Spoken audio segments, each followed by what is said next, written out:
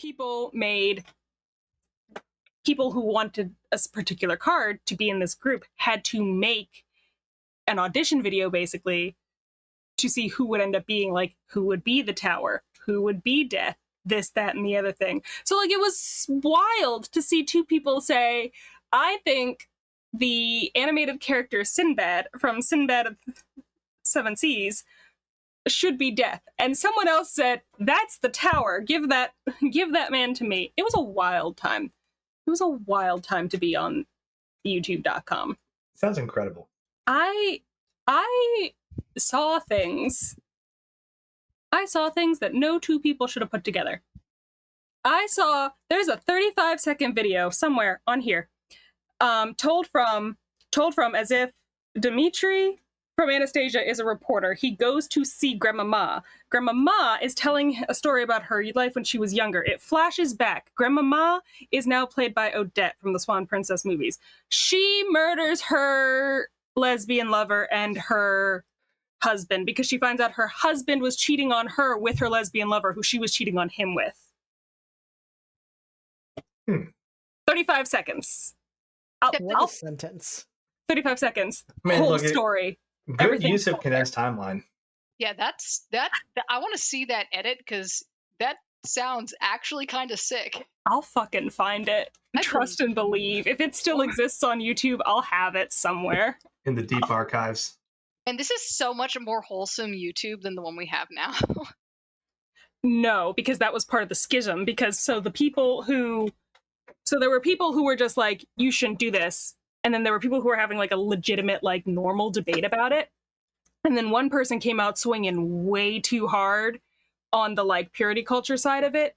So then other people deliberately were like, I'm going to make the worst things known to God just to piss you off. Yeah. And I'm not kidding when I say the worst things. Yeah, it's still the internet. It's still the internet.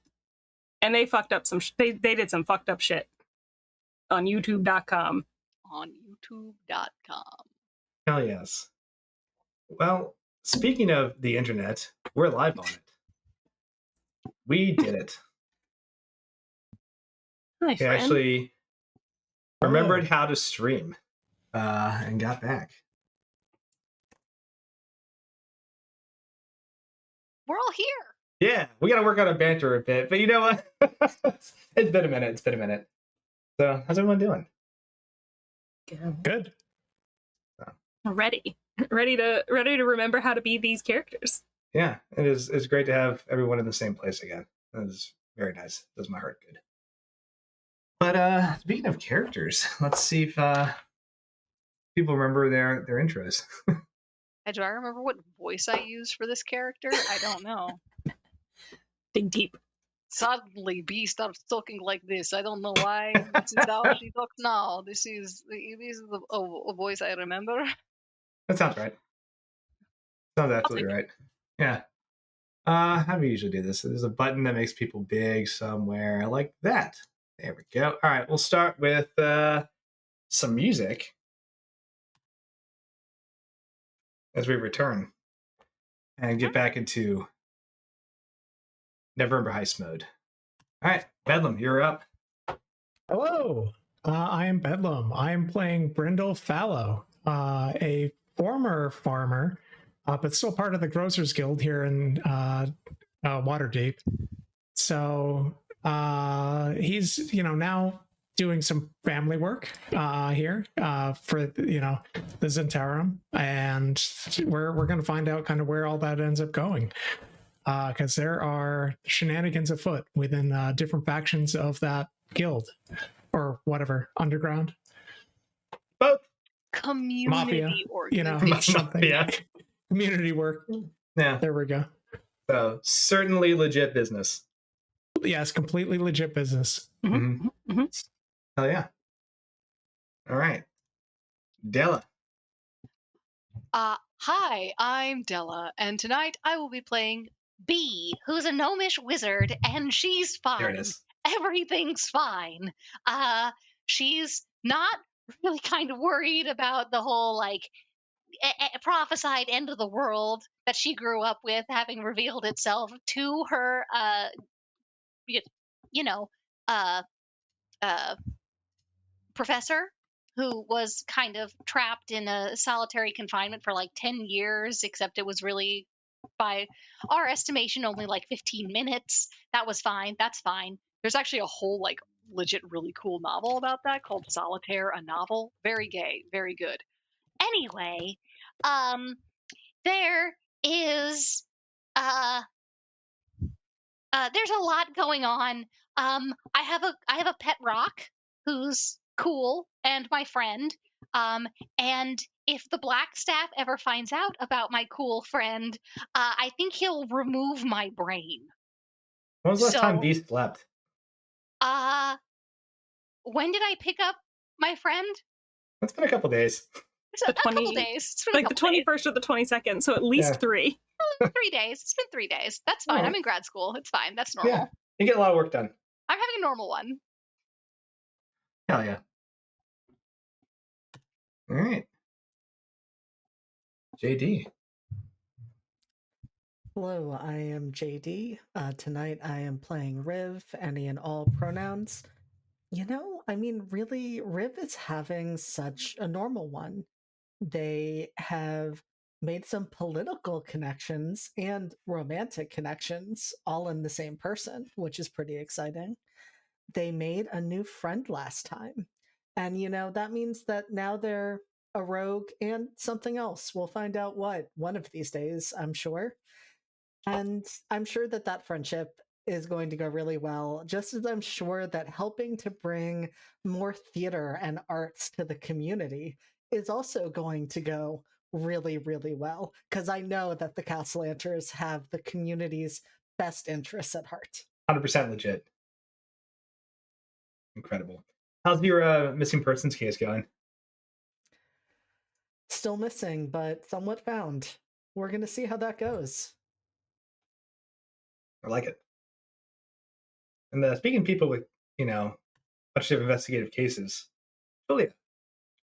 Hi, I'm Julia. Tonight, don't die. Excuse me. Tonight, I'm going to be playing Lavinia Hale. Everyone's, I can't say favorite, but everyone's local member of the Waterdeep Watch. So she's just, dealing with the aftermath of almost being murdered twice due to a vendetta that the Drow have against her father, and now she's like mentally preparing herself for going to dinner with her mom, her dad, her mom's husband, and her situationship all at the same table. So she's really looking forward to a heist to take her mind off of things. Heck yeah. I mean, hey, you and your situationship may be going undercover during this dinner too. Me and my situationship are breaking a lot of ethical boundaries. That's a kind of play to find out eventually. Let's see what happens. There's a button here. I guess I can make myself big somewhere.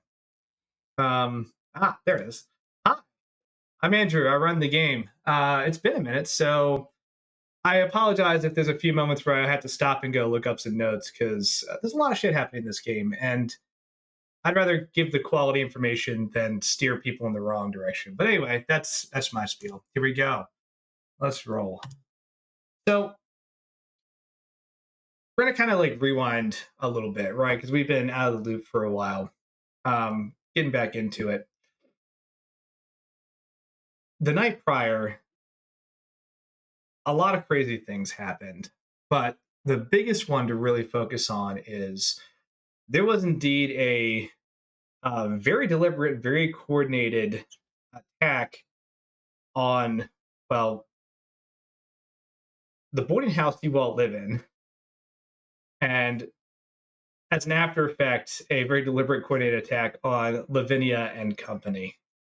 The attack was stopped. Luckily, the people at the boarding house, Madame Ethelwhite and Suta, both a little worse for wear, but survived. Couple of the Waterdeep Watch members didn't quite make it out, but generally speaking, most people managed to walk away with at least their personal selves intact. As a result, a couple things have been happening this morning. Wilhelm was kind enough to basically get you all some temporary lodging in the Castle District. Way more security, but it's kind of in the visiting heads of state diplomat area. So, like, that's nice, but definitely a little more scrutiny on who comes and goes. And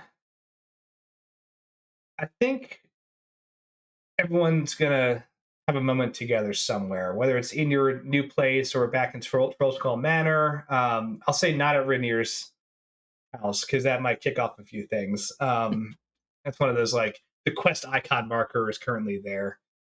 But where do you all find yourselves as you've kind of gone around this morning, taking care of a little bit of personal business to try to wrap up or at least further investigate some of your own projects?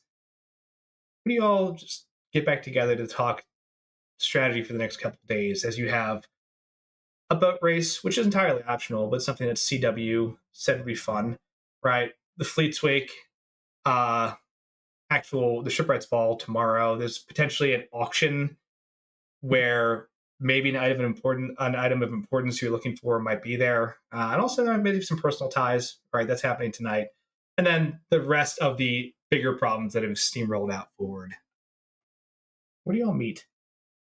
I think Trollskull Manor probably makes the most sense. Okay. Yeah. Oh, pull up my little handy dandy map.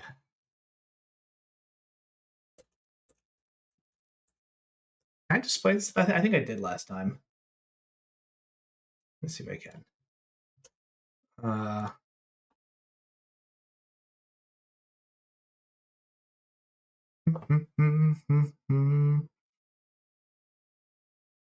I would like you to go to this table. Yes, good. Trollskull Manor. Oh god, now I have to remember where it is. So, back up in the North Ward, actually. Right up in this area off Skull Street. A little Trollskull Manor right there. A kind of rough-looking 3-story manor house. My apologies.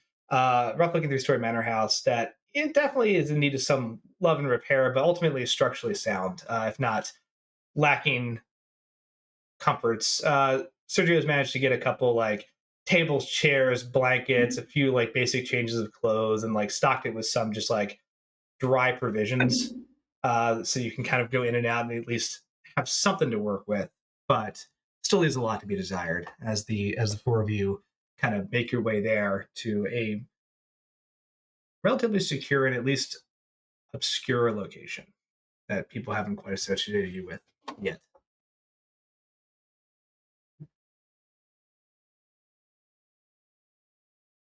You are a sick son of a.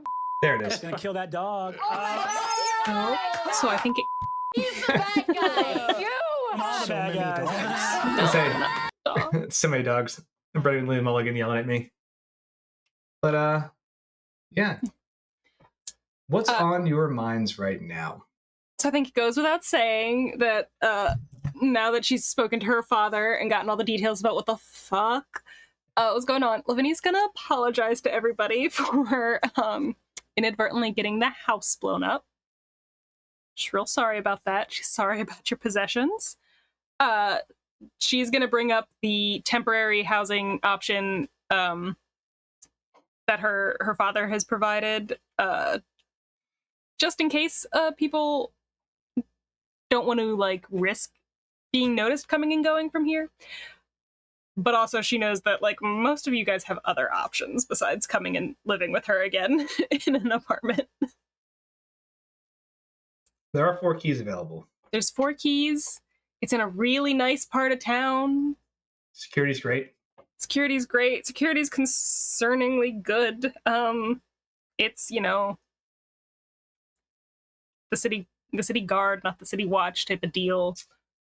Yeah, I'm good. I'm good. Wouldn't that draw attention? I mean, being part of the city guard, like a high-ranking official's house. I mean, we're being offered it because our house blew up specifically. So it's like we people would expect to see us there, at least temporarily.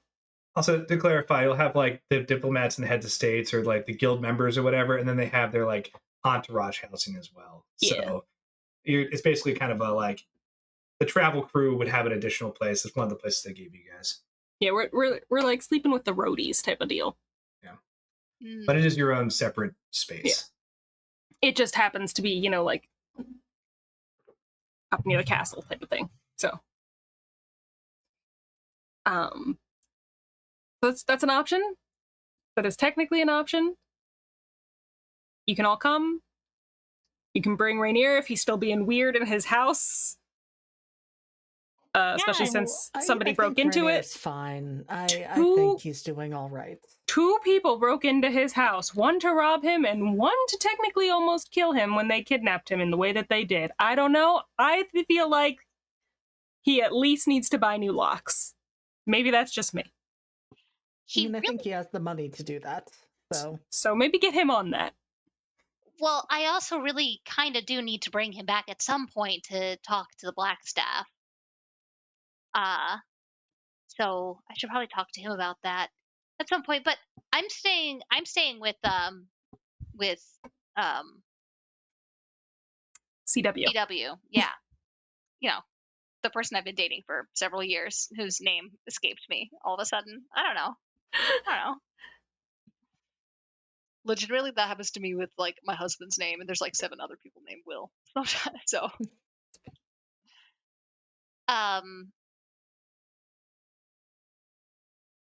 yeah.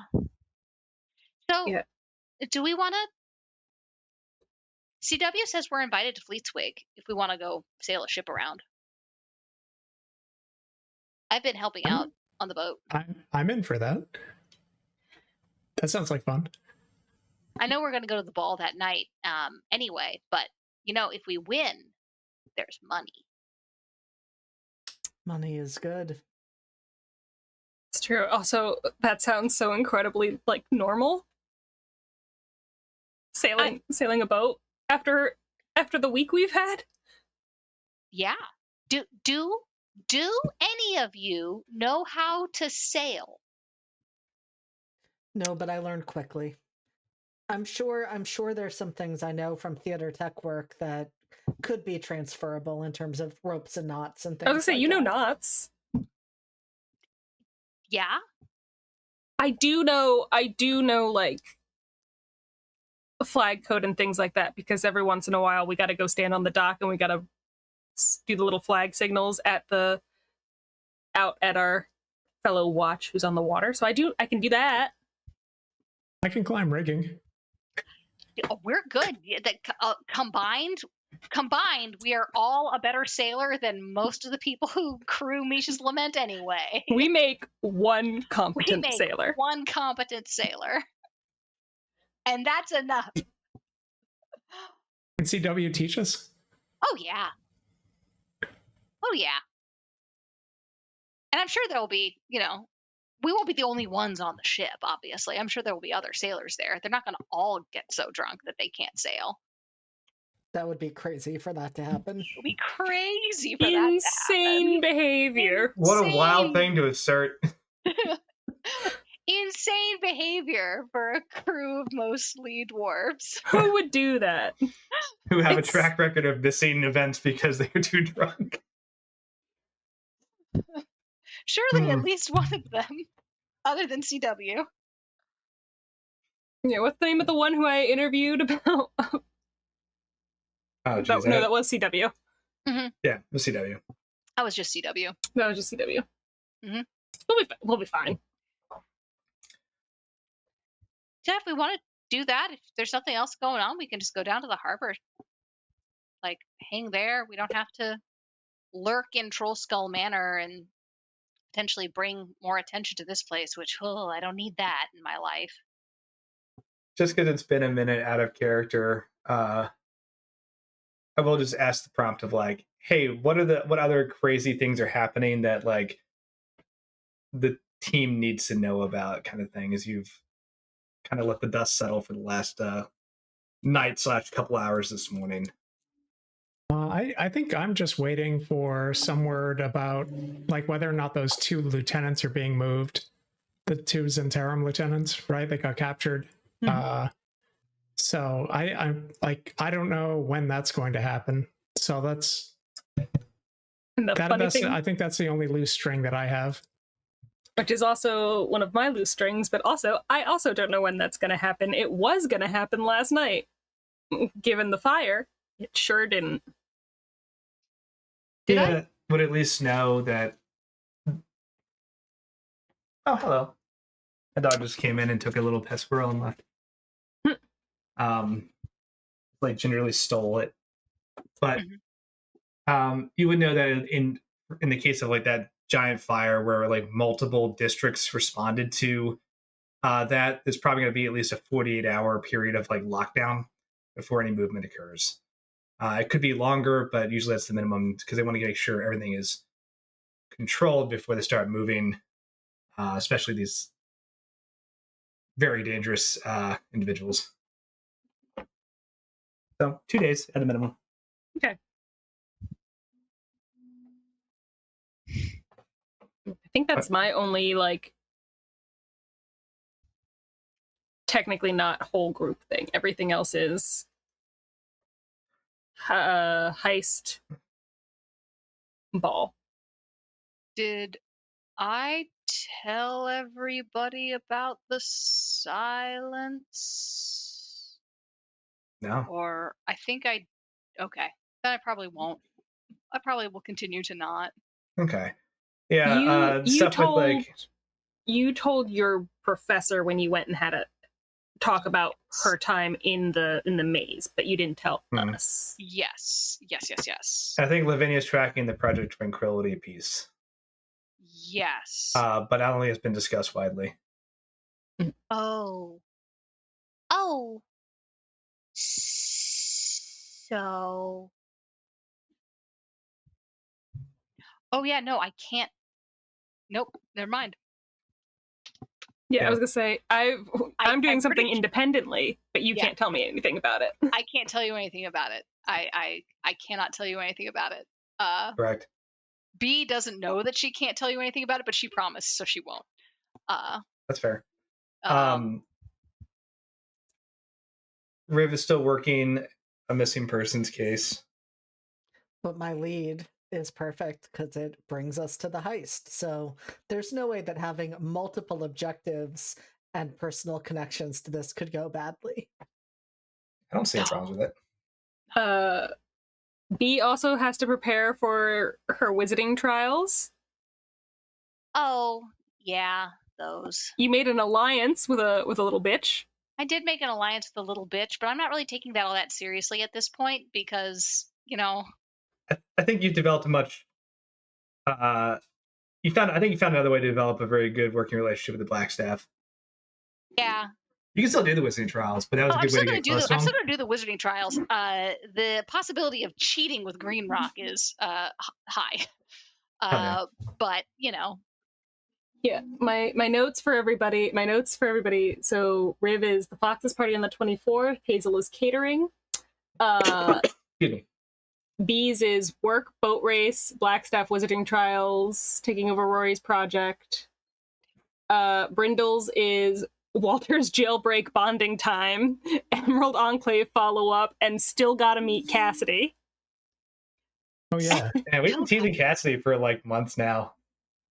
Gotta meet Cassidy. And then Lavinia's is just prison transfer. So, yeah, I think we're all... You're on a good place. Wait, what was that Emerald one? I don't remember that. Emerald Enclave follow-up. It was the lady you followed across the rooftops that was right. spying on apparently Lavinia. Yeah. Mm-hmm. I didn't think I needed to follow up with them though, did I? You had told them that you would like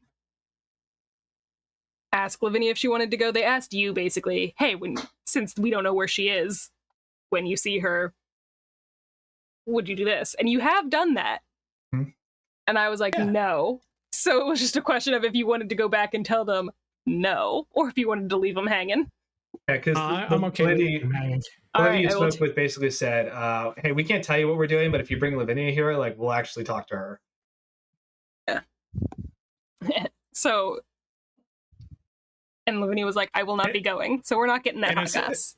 And it sounds like you're going to be going to dinner with your mother anyway, so it'll all be straightened out, I'm sure. Oh yeah. Yeah. I'm sure nothing weird is going on. The very last thing I'll ask then is, what loot did you get from that fight? I think there was something about a cloak that got dropped. There are a couple things that got dropped. Yeah. There was a stone. I've got the fuck ass spider stone. Whoa.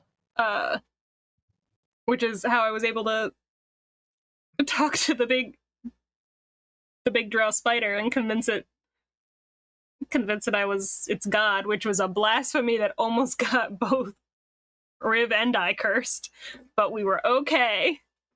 You want to talk about what that does?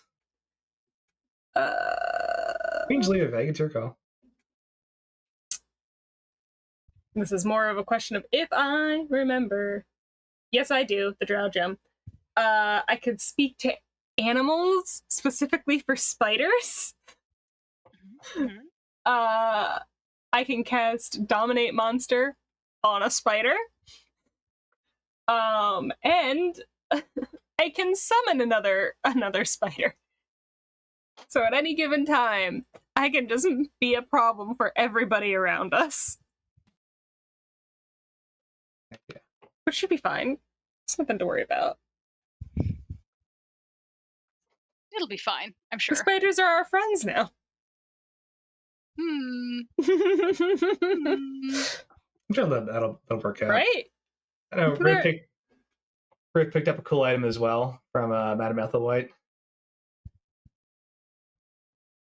I did, didn't I? Would you like to remind me of what that is, Andy? Because I Wait, should- you met with That's right.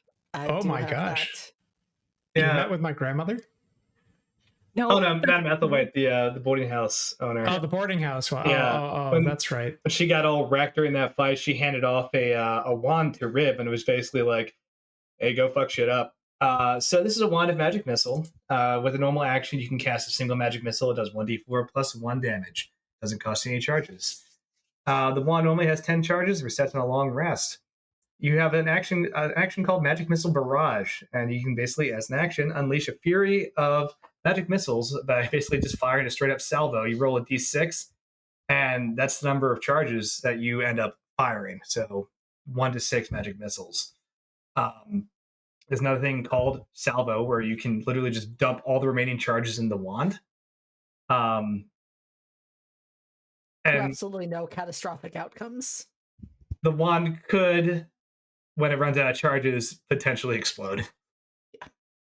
So, by potentially, I mean has a very, very good chance of exploding. So, something to keep in mind, but fun item. Then there's a cloak as well.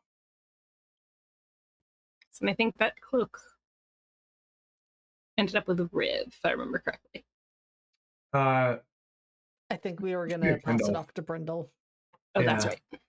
Yep. I think you were holding on to it for Brindle. where'd it go? Can you paste these in our character sheets or in Yeah. our character chat? Yeah, I was about to. I don't know where the hell it went. I put it in loot tracker. Was I smart like that? No, why would I be? Give me some. I absolutely can do that for you, though.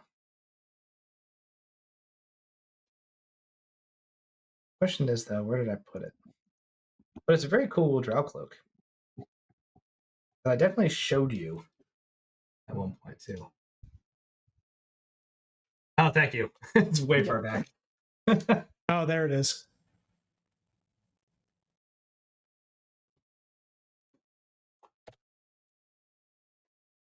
You want to talk about that?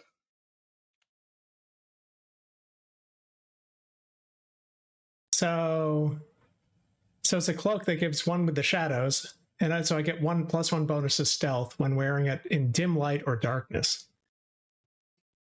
And it has Shadow Strike. Wait, what's LR? 1 over LR? Long rest. Oh, once per long rest. If the wearer is hidden or unseen by the target on a successful attack, the wearer can add a number of d6s of piercing damage to their damage roll equal to their proficiency bonus. So that's great. Because I have a good proficiency bonus, yeah. But it's sunlight hypersensitive. So bright light prevents the abilities of the cloak from working. And wearing it in bright light, sunlight, or situations that replicate sunlight, like a daylight spell or similar, causes the cloak to seek dim lighting or darkness immediately. So if I'm wearing it during daylight, it'll actually pull me around and try to make its way to like a dark area. Potentially, I think, damaging me. Yeah, I'll take bludgeoning damage for every 10 feet of movement that it drags me. So there's some downsides here. And as a reaction, you can just undo the clasp and let it go, or you can actually make an athletics check to like keep that thing with you. But you're gonna get disadvantage in all your attacks as it's like continuing to drag you around. You also get an ability called Fade into Darkness. Once per long rest is free action. Taking damage, you can cast Misty Step. But you have to end your movement in dim lighting or darkness. Aha. Which is pretty cool. So it's great for nighttime activities. Yes, definitely not a good. But I mean, easy enough to take off and put inside of a backpack or something. Like, I'm not gonna get too silly about like, oh, part of the cloak is out of the backpack. Like, unless something like explodes your backpack. But with that said, everyone kind of takes stock of what happened last night, kind of exchanges some relevant information, looks over the new gear they've kind of picked up, and I think starts to head down to harbor. Making our way downtown. Making your way downtown. Walking, because it's cheaper. Yep. So. Walking fast, Eldritch Blast. Ooh, that's good.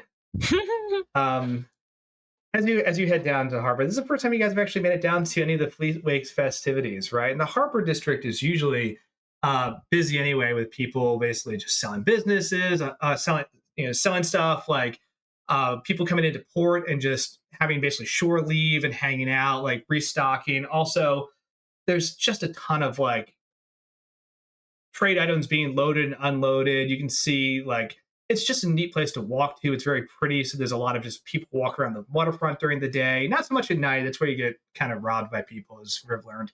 But it's still just a very pretty and scenic area, especially as it overlooks like the whole Waterdeep harbor. And more so now that as these like decorations have been added, there's all sorts of like banners and flyers. There's people out juggling and doing street performances. There are other merchants who have just like set up random trade stalls, just like in any square footage they can grab. Some people have just thrown down blankets and they're selling like, little merch or like handmade things. It's a chaotic mess of activity, but everyone is laughing, having a good time. You can hear music coming from like the different taverns, and some even street performers are playing just different things. It's all kind of discordant, but it kind of blends together with the laughter and like the just general din of background noise to create just a very festive environment, right? You can just smell the different like foods to be made for this event, everything from like meat on a stick to like candied nuts and like little like easy treats that people are able to get a hold of, right? And the ships, the harbor is just filled with them, right? Everything from like very small vessels to like large naval ships as well. And Lavinia, and this is just pretty publicly acknowledged in the newspaper that like, hey, a lot of the times the harbor brigade will just let people onto the ships for tours during these times. There's a line and you got to kind of like, you only take so many people at a time, but you can see like people are being walked around and like, you can see like a small goblin kid just like at the helm of one of the ships with like a little hat, who's like laughing and having a good time, is like the watch is like walking them through the different areas of the ship. And that is kind of what you walk into down by the harbor.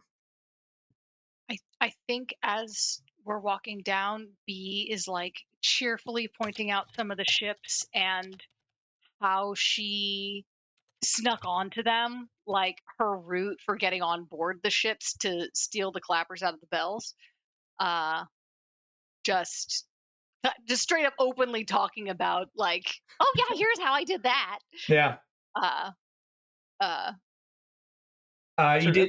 did make an interesting friend last session. It's been a while, but if you remember Gideon Corbett, Yes, Gideon Corbett. um, Yes. the brother to one of the missing professors, and also one of the harbor masters down at the dock, Yes.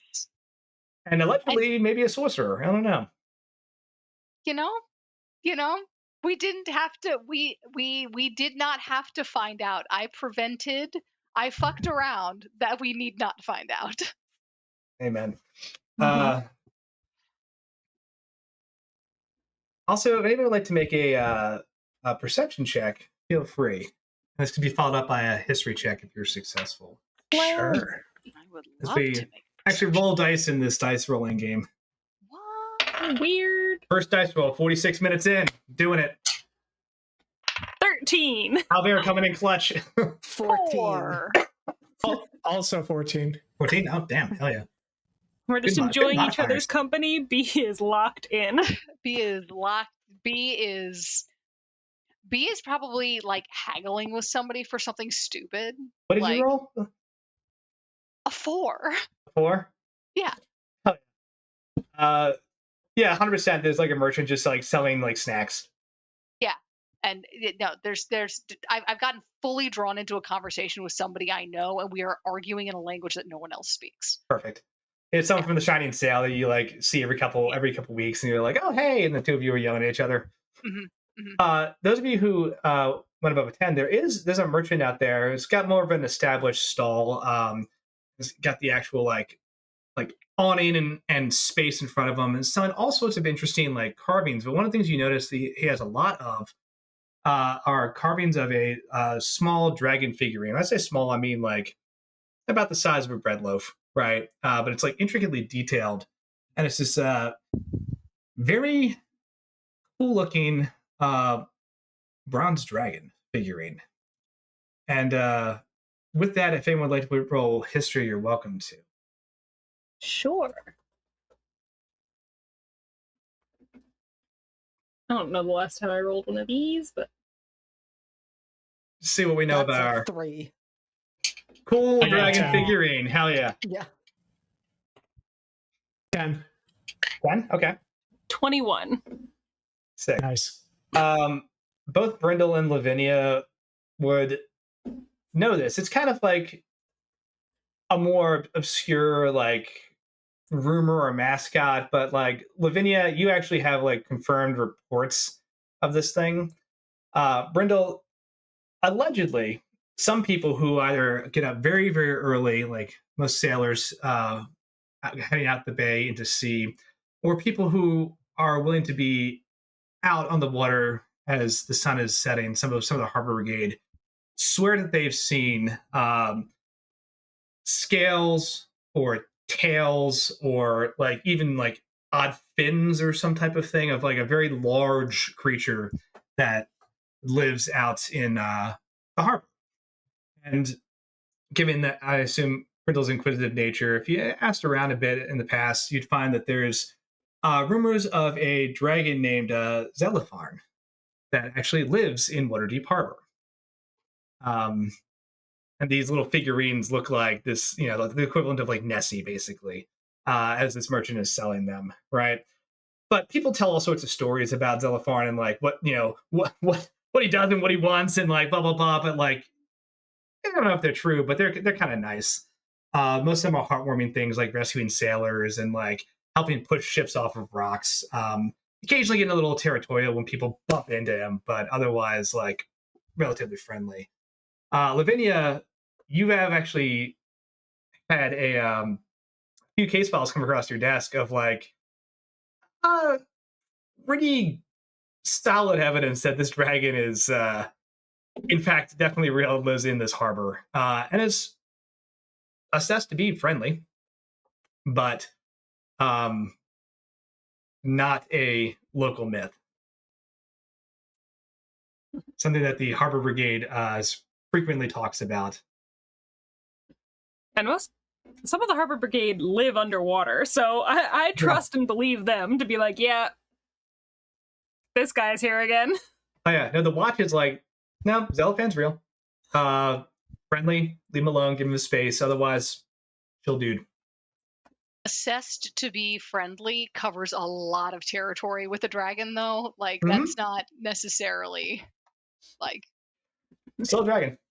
Yeah, Still a dragon. B would be very much like, no, thank you. It would be like, hey, B, do you want to meet this dragon? And B'd be like, I'm not even you. an hors d'oeuvre. No, A little peck. absolutely not. But yeah, it's just an interesting thing that like catches your eye, and you're like, oh yeah, right. There's people have talked about this. But the stories are wildly all over the place, right? It's as creative and as interesting as you can get, especially from drunken sailors who like allege to see this dragon. But the Harbor Suit. Brindle's opinion is just going to be that it's wild stories. I mean, these are drunken sailors. You can't trust them, right?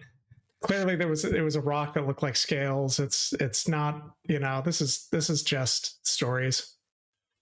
Yep, so absolutely. I think he sees these dragons, and it's just like, oh, this is somebody trying to capitalize on stories and try to, like the Loch Ness monster, right? It screams like Volo bait. Yeah, could be all over that in a second. Brindle would sell those for sure. Yeah, absolutely. Another fucking stupid. Sorry, I'm reading the comments. yeah, that had to happen.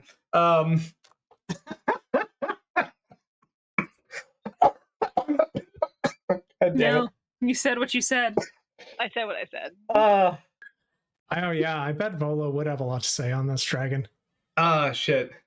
Mm-hmm. Where's Volo? Do I have a guide to dragons somewhere? I think I do. Hold on. I have a copy of it if you don't. Actually, I think it's in my car. What's one of these books back here somewhere? The car's a good place to have it. You never know when you're going to encounter a dragon. It's true. I need to look it up. I'm gonna need to look it up. Oh, there you go. I've got the now defunct Draconomicon in the back. Incredibly big gun dragons. Written by Volo Van Thamper. That's not his last name. Whatever. Moving on.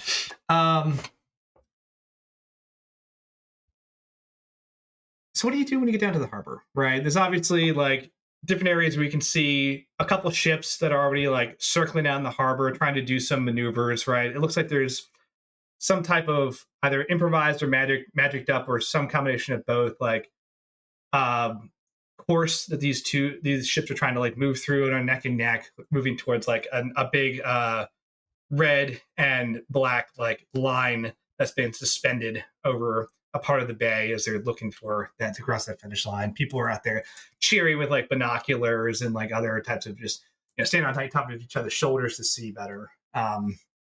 But there's also a bunch of other stuff happening downtown. What do y'all do?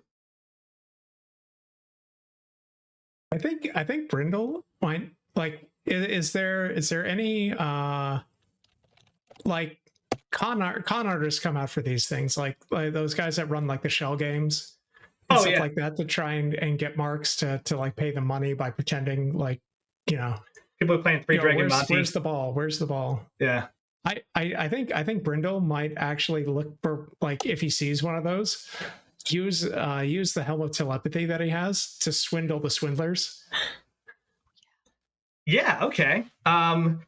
You definitely run into a absolutely legit looking gentleman in a rather like shabby suit jacket.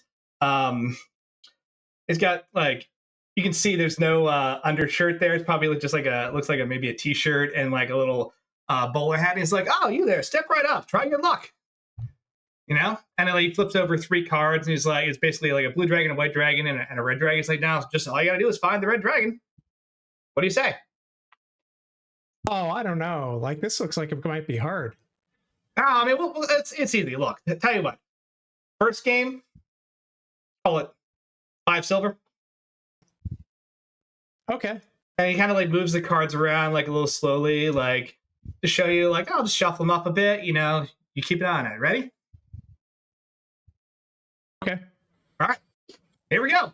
And flips the cards over and like does kind of just slowly move them around in a way that like I could follow them. You could easily track these, right? And he just sets the 3 cards down and says,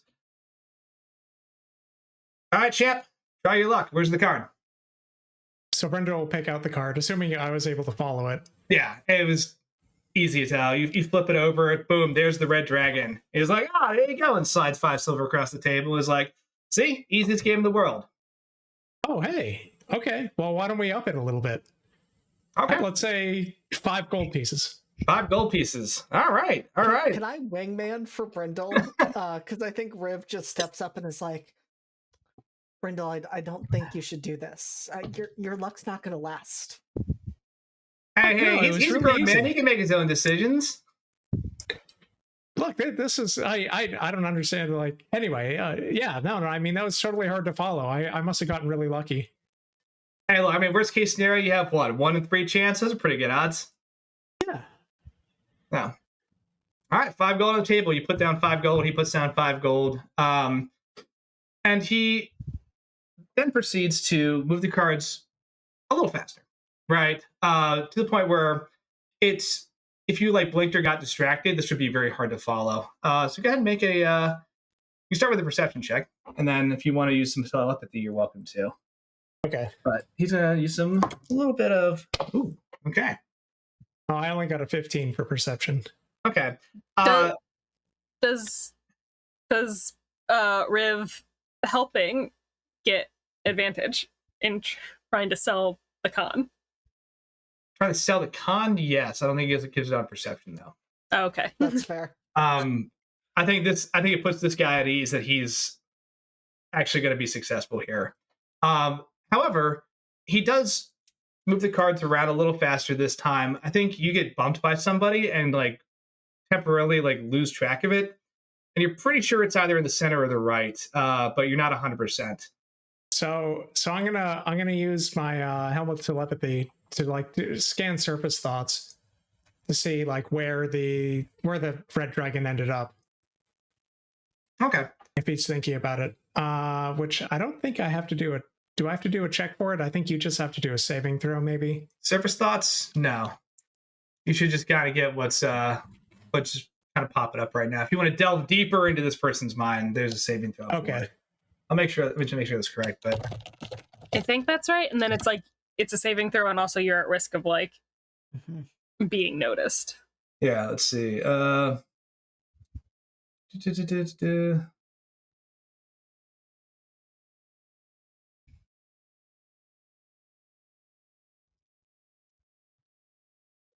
Okay, so you will end up casting Detect Thoughts, and then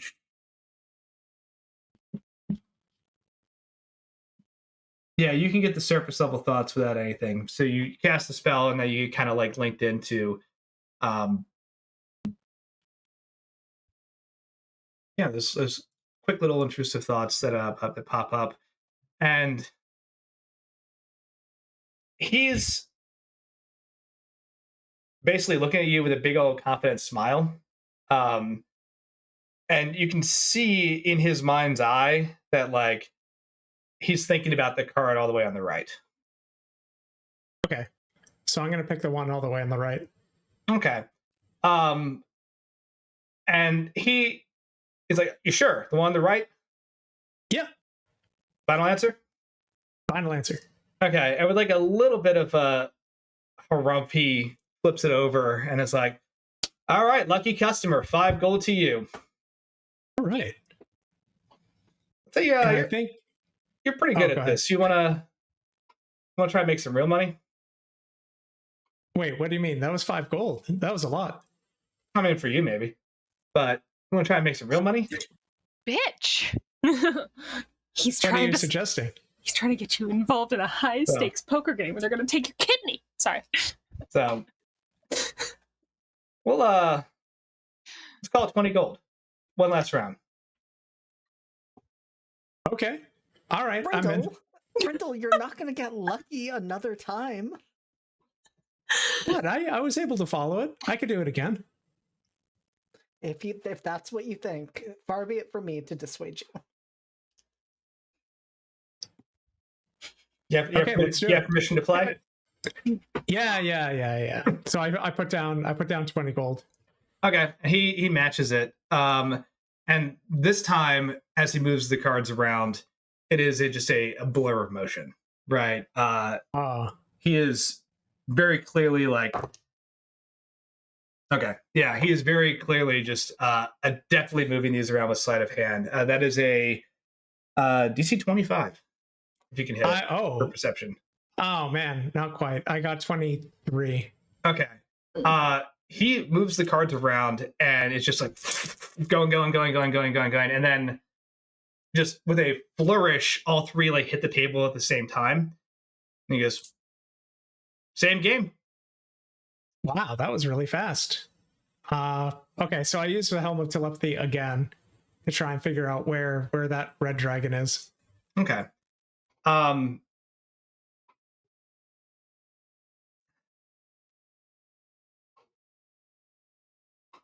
On surface thoughts, let me see. I'm going to roll a random thing for this dude. Let's see. Surface thoughts, he's just basically saying like, "Hey, no way, dude gets this.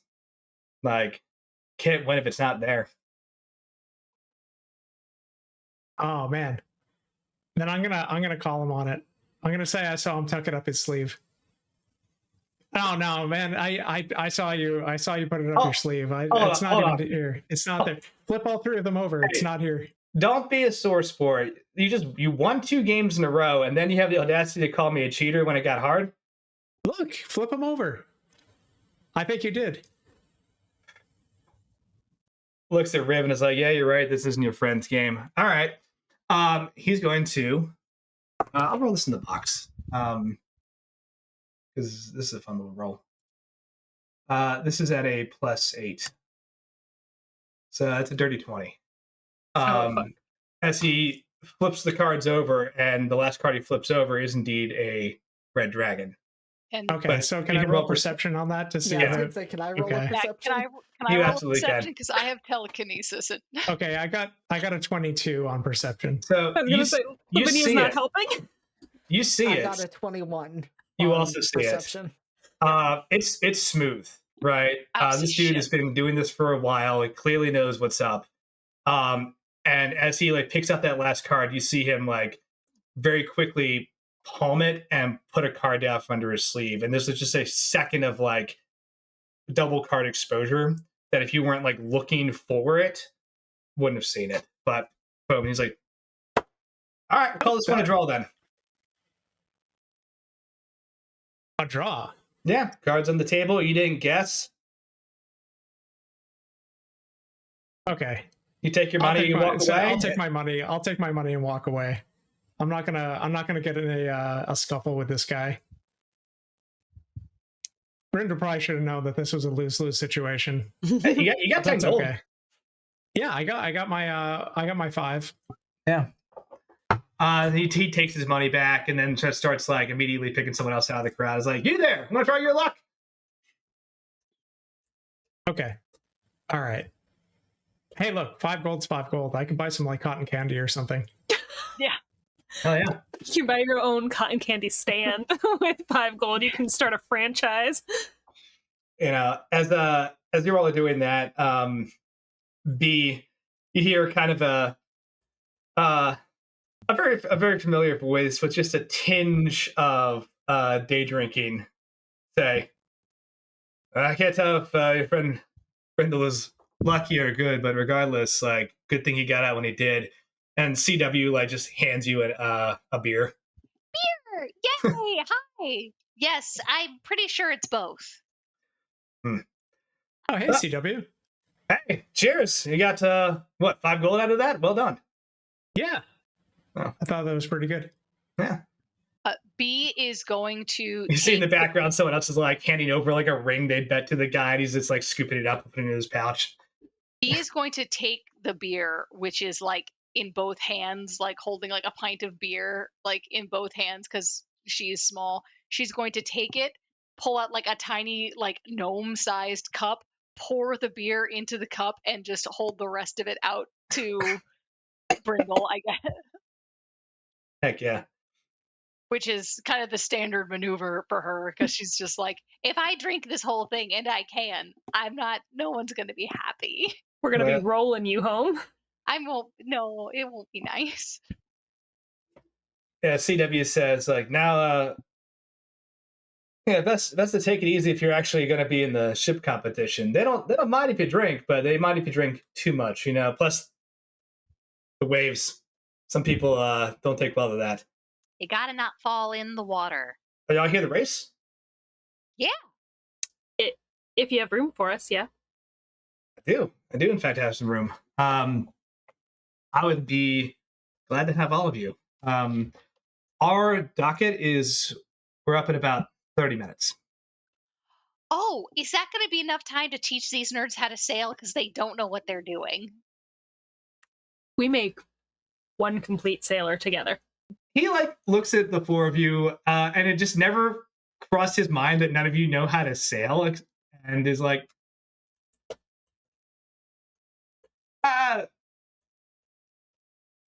okay, we can make this work. How good are you all at following directions? I'm great. Adequate. You know the difference between a slip knot, a clove hitch? I do. All right, this will work. And he starts, as you're walking, kind of explaining, right, how to sail, right? And he's kind of talking all over the place. He didn't really plan to give a sailing lesson in his like current tipsy state, but he's giving like good tidbits of information about like how to adjust the sails and like how the rudder works and like where the helmsman has to be and like the weight distribution and like how to move the actual like lines around. I think if you all want to make a, I think this is an intelligence check. Okay. See like if you can grasp like critical information out of this. And it's also handing you all beers in the process of doing this. Yes, good. Now, I have sailed before. Do you need me to make the check as well? No, since you've sailed before, I think you have a sailing proficiency. Okay. I think you spent enough time with CW, who is an avid sailor, has taken you out on boats before. Like, I don't think you could command a ship, but you could easily like work a ship with people and know what you're doing. Yeah, I can, yeah. So especially the small ones. I got a 15. 17. I got a 16. Oh shit! Look okay. at us. Hey, yeah. We make one competent sailor. Okay. I think for this, like, as you all like pass those checks and kind of listen to this insanely fast TED talk about how to sail, with a bunch of like weird interpersonal stories and like tales about like the most recent bar fight and like some nonsense that happened this morning and like a cool rock that CW found, like being strewn in the middle of this, you actually pick up enough relevant information that you're not going to be making any rolls at disadvantage for sailing unless something like insanely specific comes up. Enough to get us around the harbor. Open seas, maybe not, Yeah. but around the harbor. the main thing is just pull when he says pull, stop pulling when he says stop pulling. All right, she gets it. Everybody's going to be in charge of one rope. That's your rope. And I think all of you head over to the Shining Sail, which is very close to the harbor area. And you can see there's a whole bunch of sailors in here, right? Somebody has like magicked up a 3-hour tour. It's gone. This is where we turn into the whole turns into a shipwreck environmental game. But Interesting thing you see in the Shining Sail, right? So this is a sailor bar, 100%. It's got all sorts of like nautical gimmicks going on with it. It is packed full of people, which is weird because all the competitions are happening outside. There's no good view from the bar unless you're like upstairs, maybe on the balcony, and that can fit about 20 people. But there's about 100 people packed to the gills, literally in this bar. And because as you look behind the actual bar itself, um, a large mirror there is actually projecting images of what is happening in the harbor in almost like a weird bird's eye view that's being moved around. And B, since you're a bit of a magic nerd, as you look off to the side, you can see there is somebody who has a almost rune looking placemat or tablet in front of them that is like moving a small magnifying glass around it, and it seems to be moving in time with the images on the screen. You're welcome to throw Arcana if you'd like. I do want to throw Arcana at this. I'm going to use a different die this time because that last die I rolled a 3 and a 4. Mm-mm. And that's okay. Well, this one is technically better at a 6. Apparently, that's just where I'm at tonight. But with Arcana, that is a going to be a 13 total. Roll advantage because you're a divination wizard. Oh, you're right. Okay, so that's a lot better because that is a 25. Fuck This- yeah. You've recognized the spell. This is a very interesting use of the scrying spell, where someone has like locked onto like a location above the harbor and is projecting that scrying through a mirror that's on the bar, almost like a like live action TV. So it's a blend of illusory magic, of like a minor illusion spell to create this kind of screen, as well as the divination spell. They're using the mirror as the scrying focus. The rune pad seems to be how they move around the actual like scrying eye. That's really cool. Mhm. That's really cool. I really want to go. How drunk am I? Let's roll for it. Been hanging out with CW on the boat all day, not drunk enough to go interrupt someone who's clearly doing an entertainment thing. I mean, they're up there talking to people. Sober enough to know. Yeah. Like it's not like it's taking her full concentration to do this, but Okay. like she's focused, but also talking to people and like watching some of the entertainment as well. I'd occasionally being like, oh, and moving the thing around to get better angles of like the races and like watching somebody like on one ship like rope across to another and like kick somebody off into the harbor, and then you see like the person just hit the water and then like a little like golden like sphere kind of like appears around them and they just like float like they're in a hamster ball. You see like the PvP is enabled. little harbor brigade like going out there on their like referee ships and like grabbing them off out, and they're like disqualified, and the two like ships keep going. Yeah, I think B will go up and just sort of ask about the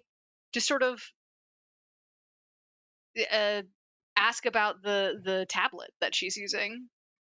Like, That's a really interesting focus.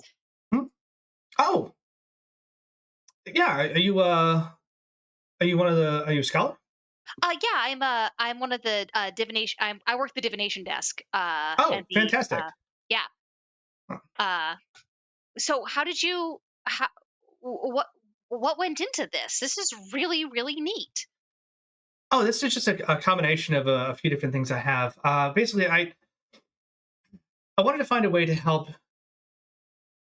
for events like this, and then I kind of came up with it probably about maybe 2-3 years ago in like a prototype situation, and then once I displayed it, the city's been hiring me back to just work this as kind of a independent contractor.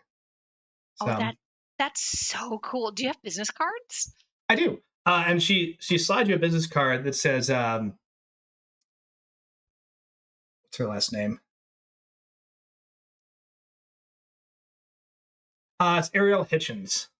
Ariel Hitchens. Hmm. Ariel, like the Little Mermaid? Yes.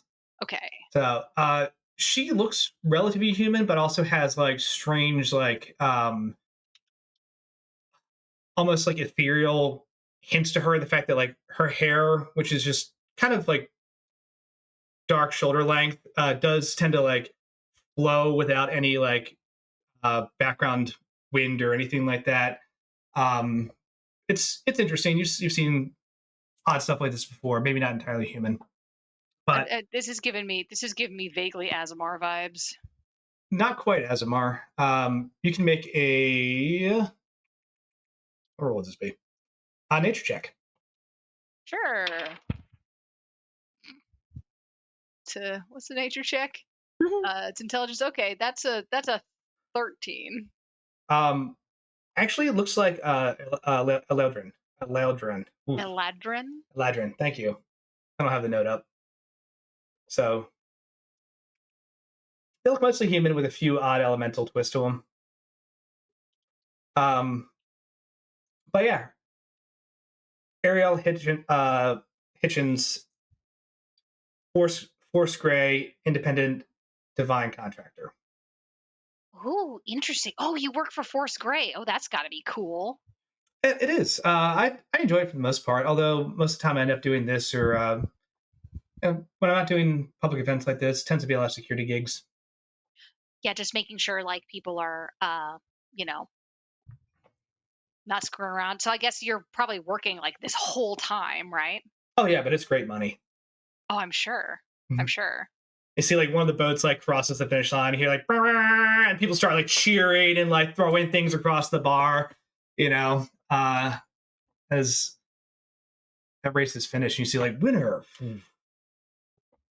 I want to do a I want to try in this moment, Andy, to sort of see what I can see, sort of study what she's doing with this thing.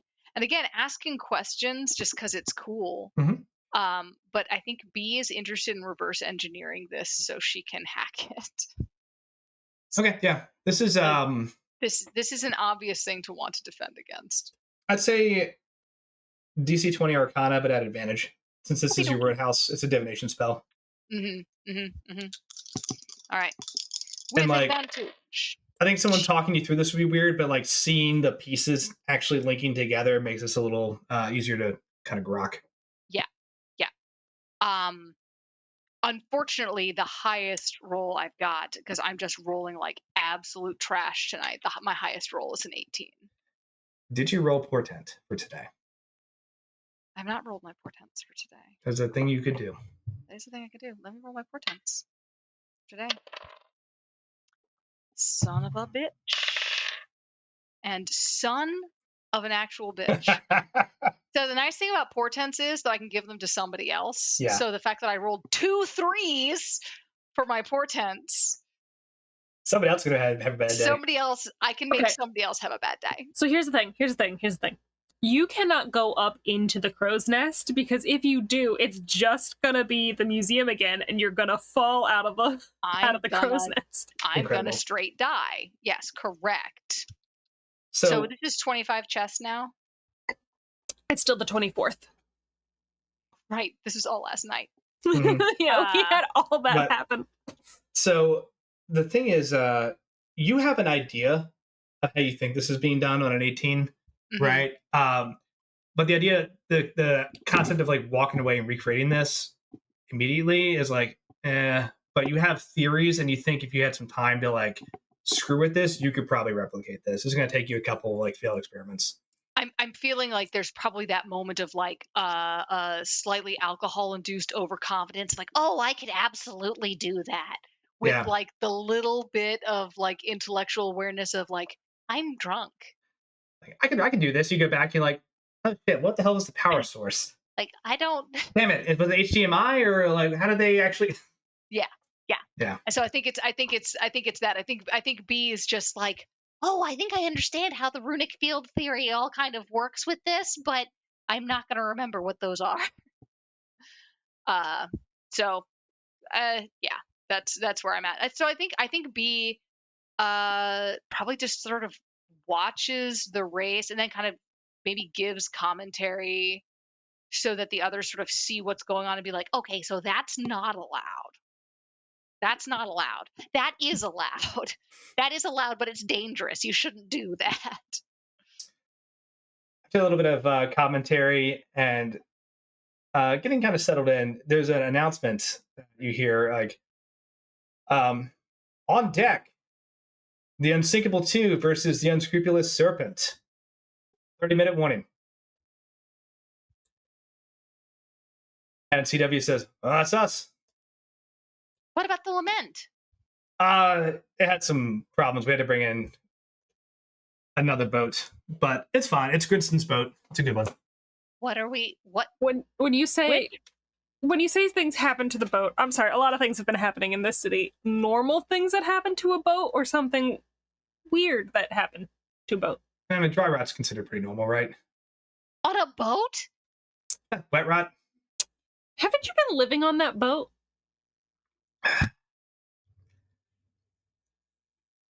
Did Anderson break up with the Kelpie again? Listen, it got weird. There's some issues with the sails. Regardless, like Grinston brought out the Unsinkable 2. It's a good, reliable boat. Anderson broke up with the Kelpie again. Okay, yeah, that's fine. Yeah, unfortunately, Anderson's also not going to make it. But luckily, you guys are here. Not surprised. Okay. Yeah, he's got some personal things going on, / trying to find the rest of his personal things. Yeah. Yep. That sounds right. Okay. So let's go check out the Unsinkable 2. Okay. I will say I think Riv like leans into B as we're walking towards the ship and is just like, B, you spent a lot of time here.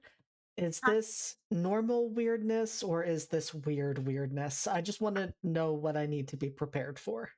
Oh, so that is normal. This is like, this is normal weirdness. This is probably normal weirdness.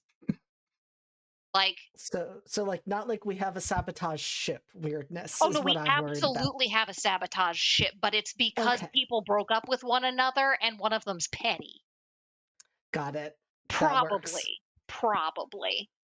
Like it's definitely sabotage. It like I'm pretty sure if I'm reading between the lines, but it's probably not. You know.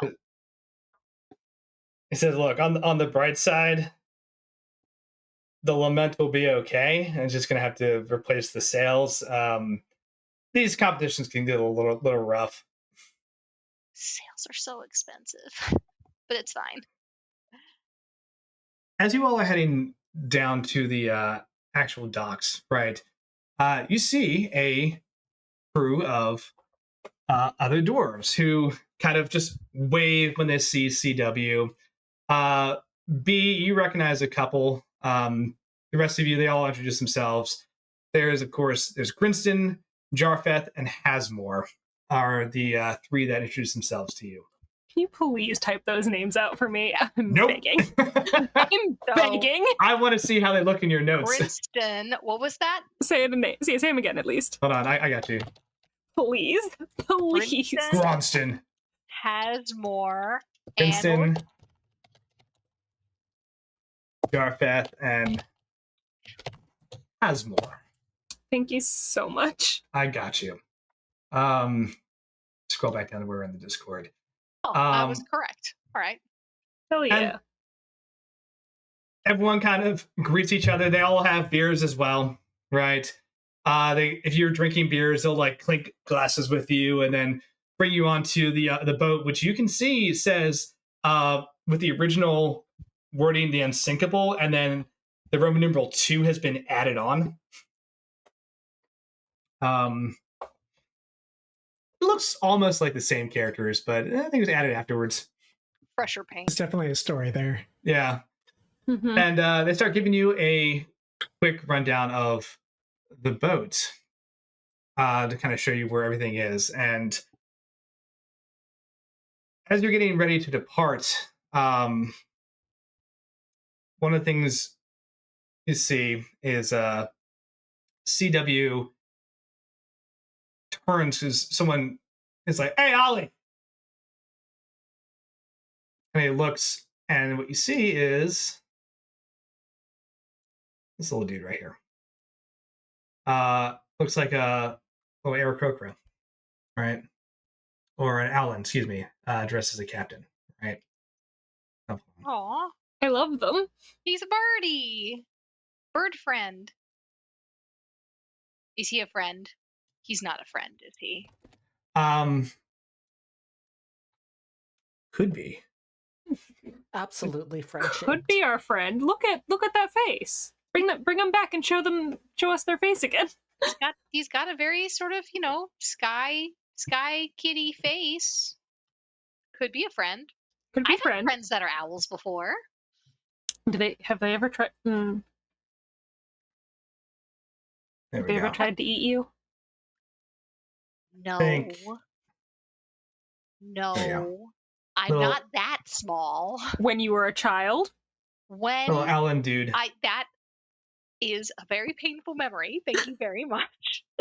And CW just kind of gives like a really gruff, like, Kieran.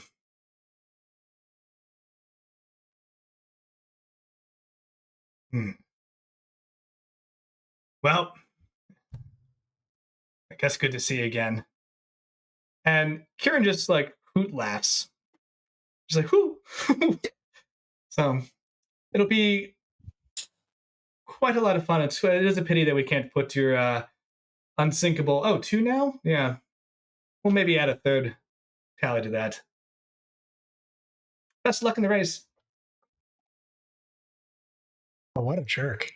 And CW just kind of grumbles like a little middle finger behind. What the hell was that? Yeah, oops. That's Kieran. It's he's mostly a good sport, but gets a little competitive in these things. Not a bad person to drink with, but the kind where after 2 or 3, it's time to leave before he gets a little too aggressive, you know. Is the serpent his ship or? It is his ship, and he thinks it's a clever name. Is he B feels like she caught an energy there, and she's just like, did y'all date? But she's not gonna say that out loud. Not gonna put his business on blast like that. What I will do though is now that we'll get kind of set up for we'll take a quick break after this, but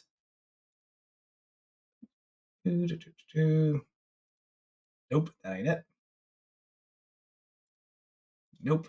Oh boy, I broke it. Oh no. Curses, I've put fog up here and I'm trying to remember how to make it go away. It's been too long. Remove fog. I think it's. I do this one. Made it worse. Good.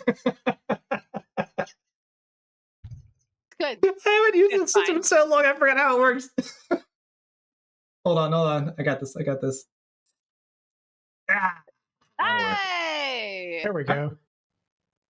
And you all are slowly boarding one of the ships, right? I'll let you kind of figure out where you're going to go from there. With the rest of your compatriots, Princeton, CW, Jarfeth, and Hasmore.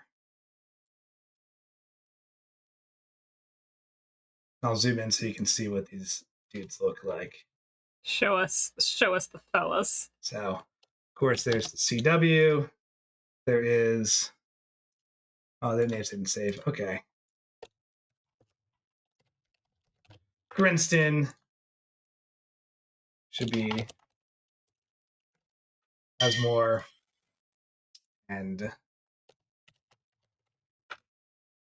Jarfeth.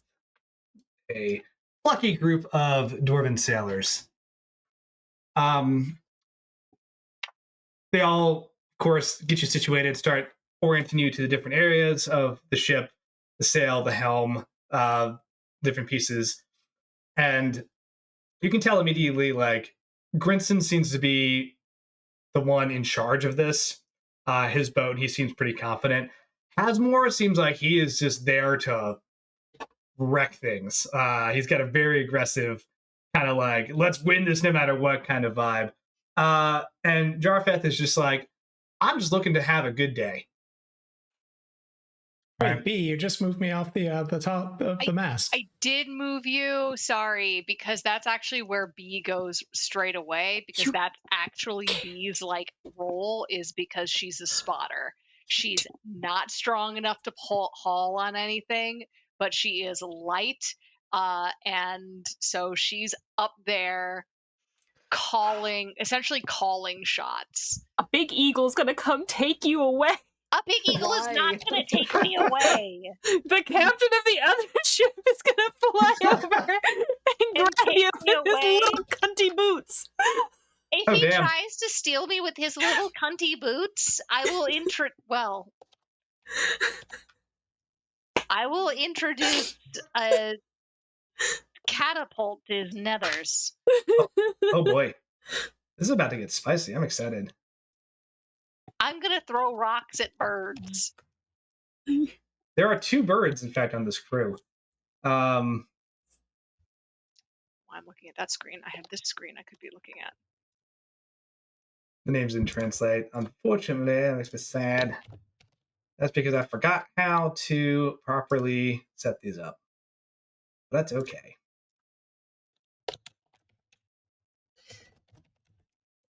Okay. Serena is So amazing, and if B dies, I'm playing her.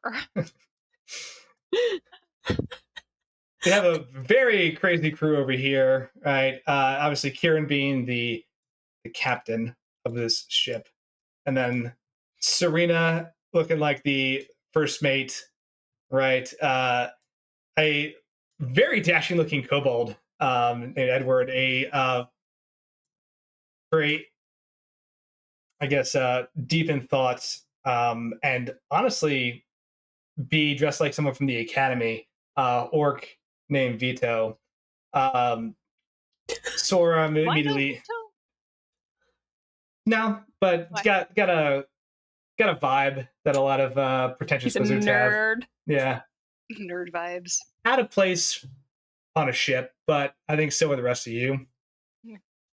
Honestly, the most out of place looking person on this crew is a gentleman named Harry, who just kind of shuffles on in the back with everybody else, and immediately starts getting bossed around by like both Kieran and Serena to go do stuff, but doesn't seem to have like the same rapport with everybody else.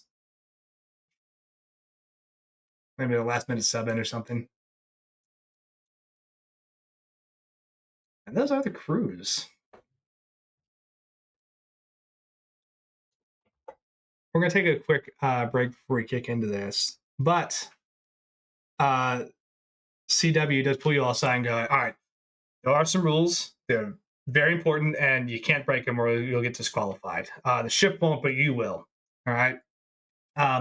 As he's talking, like, you see some people from the Harbor Brigade come by, and all of them, like, hand out these small little, like,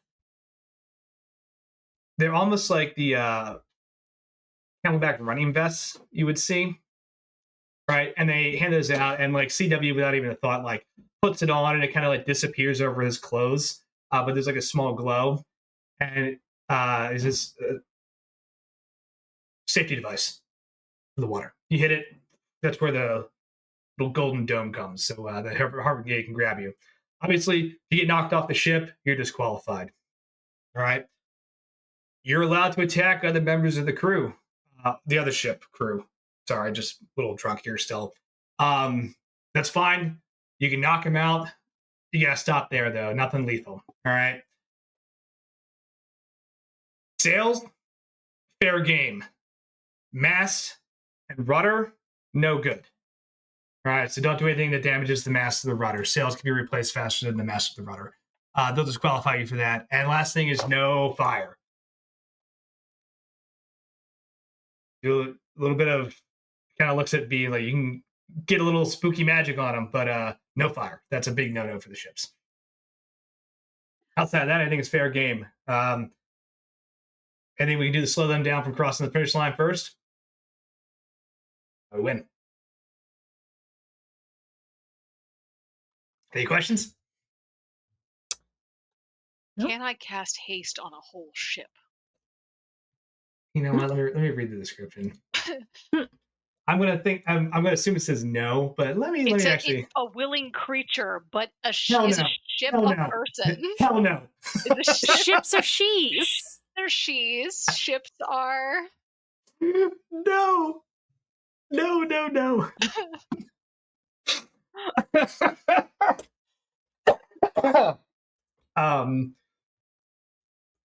Willing creature you can see within range.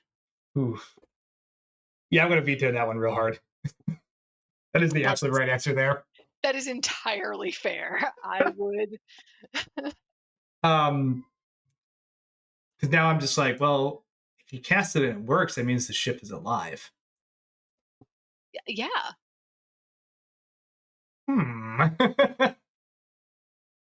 But yes, good question. So what we'll do is we'll take a quick break and then we'll get back into this nonsense, and I'll explain kind of how this combat's going to go down. But yeah, let's take a quick 10. We'll be right back. All right, we're back. So here's the mechanic.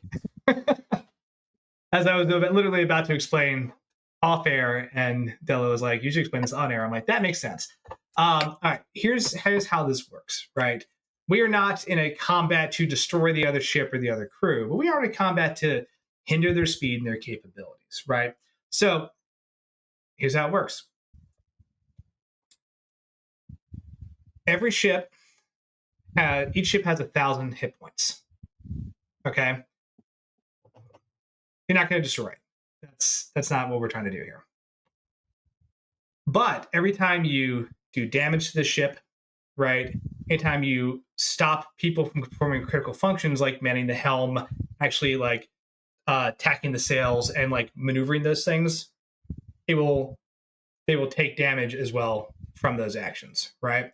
Obviously, if you damage a crew member, they just get damaged. If you knock out a crew member, double their hit points is subtracted from the ship's total as like the loss of that capability from them helping out.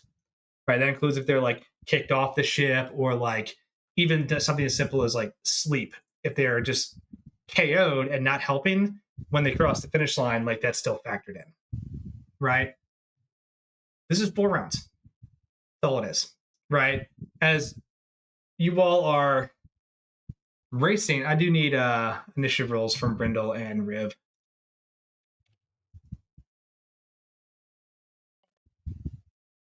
6. 6. Hell yeah. No. Wait. Dexterity is yeah, initiative plus 3. Yeah, 6. Samesies. Okay. Well, CW coming in that's clutch. a 13 for Riv. Okay. Hell yeah. My God, am I going first? CW came in clutch with a nat 20. Nice. Compared That's to my man. Grinston, the captain of your ship, coming in clutch at a nat 1. So what will happen is this. People that are performing like critical ship functions are basically going to spend their turn doing that, right? They're going to be steering the ship, tacking sails, like making adjustments. The cannons, ignore the cannons. We're not firing cannons at the other ships. Right. Unless you want to get crazy, we can fire cannons. I'm gonna fire cannons at my We'll keep it reasonable. boyfriend's ex. But that's what we're looking for. So on your ship, right, Grinston has taken command of the ship itself. CW has taken the helm, right? Hasmore has also climbed up to one of the crow's nests. And just so you all understand, like the physics of this middle boundary here, we can measure this and do some like math or whatever. I don't care. If you have a rope and you swing, you will reach the other ship. Right? Now, the things can hinder you, like being knocked off, whatever, but like this is absolutely swingable distance, is my point. Right? But again, if you hit the water, you're disqualified.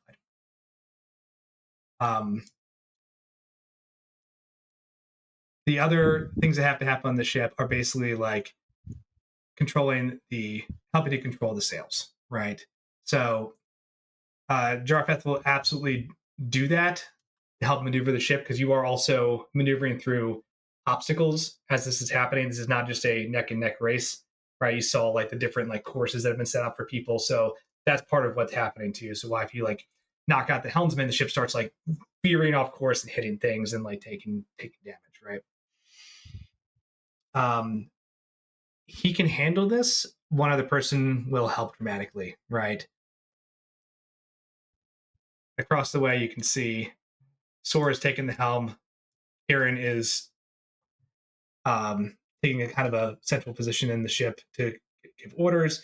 Edward heads up under the crow's nest, as does Ivana. Sabrina, Serena's the first mate, moves to the front of the ship, and Mir, Vito, and Ari are all manning like the different tasks as they're being told to do things, but they don't need all of them to constantly do all that work.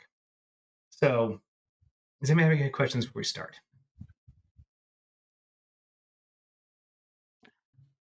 Thanks.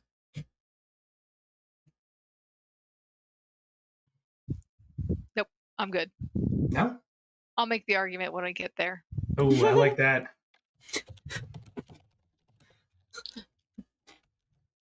All right. Well, with that said, we're going to start in the middle of this race.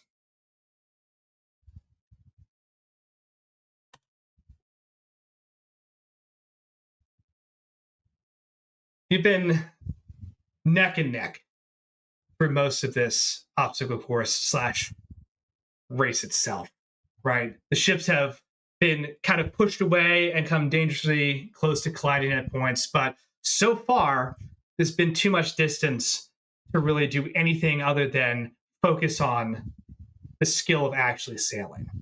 But as a design, as part of this course, you can see the channel is deliberately narrowed for the last effectively mile of this ship race, pulling the two ships dangerously close to boarding distance, as you can see the finish line up ahead. Like I said, 4 rounds, right? At about 24 to 30 seconds of just straight sailing to either victory or, unfortunately, defeat. By the way, the prize: 2 donated items that are random but guaranteed to be of value, and a 500 gold purse to the winner of this leg. Split between the crew, but still good money. Keep you drunk for a minute. The items, there's more stuff, but what the group will be able to do is basically get 2 random but very fine items out of this, if you succeed. And with that, the 2 ships come veering dangerously close to each other, and for a second almost collide as CW just grabs the wheel and spins it in a maneuver that puts the 2 ships parallel and says, all right, this is it. Last stretch. Let's finish strong. It is going to steer the ship successfully, hold it steady. So anybody who is maneuvering on your ship or across has advantage. Going south. Right? Full control of the ship.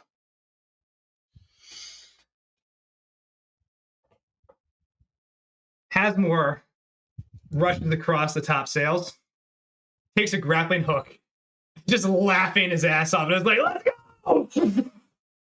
And I'm going to roll to see. And it has a solid thunk onto the main sail up here. He swings. I'm Across the ship. screaming, just like, go for it! Give him hell! and is going to, with a very deft double kick, just crashes into Mira down here. And sends Mira kind of flying back a little bit, and then manages to brace himself and get back up and ready for a fight. All right. Sora is also going to control the unscrupulous serpent. And actually, on this ship now, oh, my bad. Balance is at a disadvantage. So any acrobatics checks made to move around the ship, as the ship just starts to pitch from the waves, they are not able to properly maneuver them. And you see the ship just tilt to one side and then right itself back up. But the back and forth cargo starts to move across parts of the ship. And a few people, as I will make some quick balance checks on that ship. Oof. These two go flying and kind of hit the backsides of the ship as they are knocked off balance.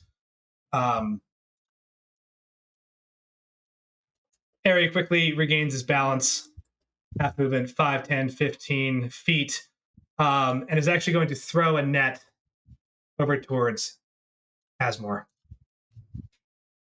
Not a net.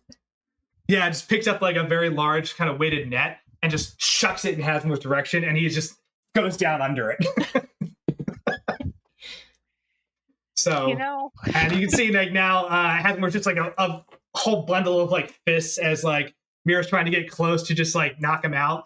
And he's like, get back from me! I'll fight all of you! And he's like getting more like tangled in this net.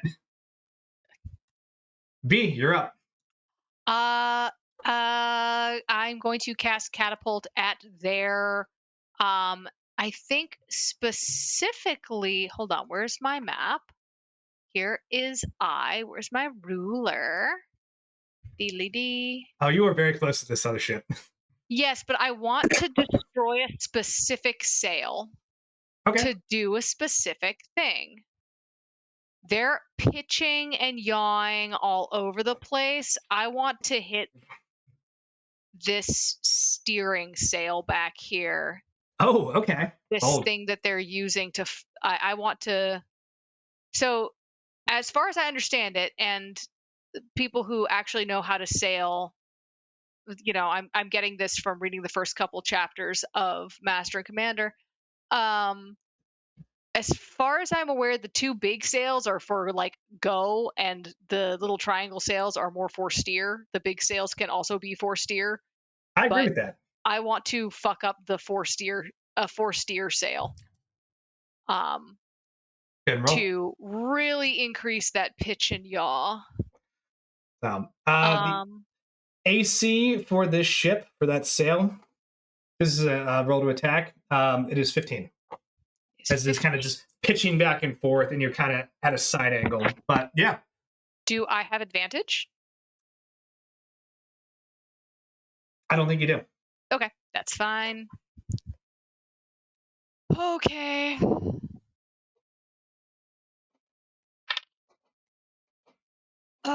Okay, that is 16. Hit.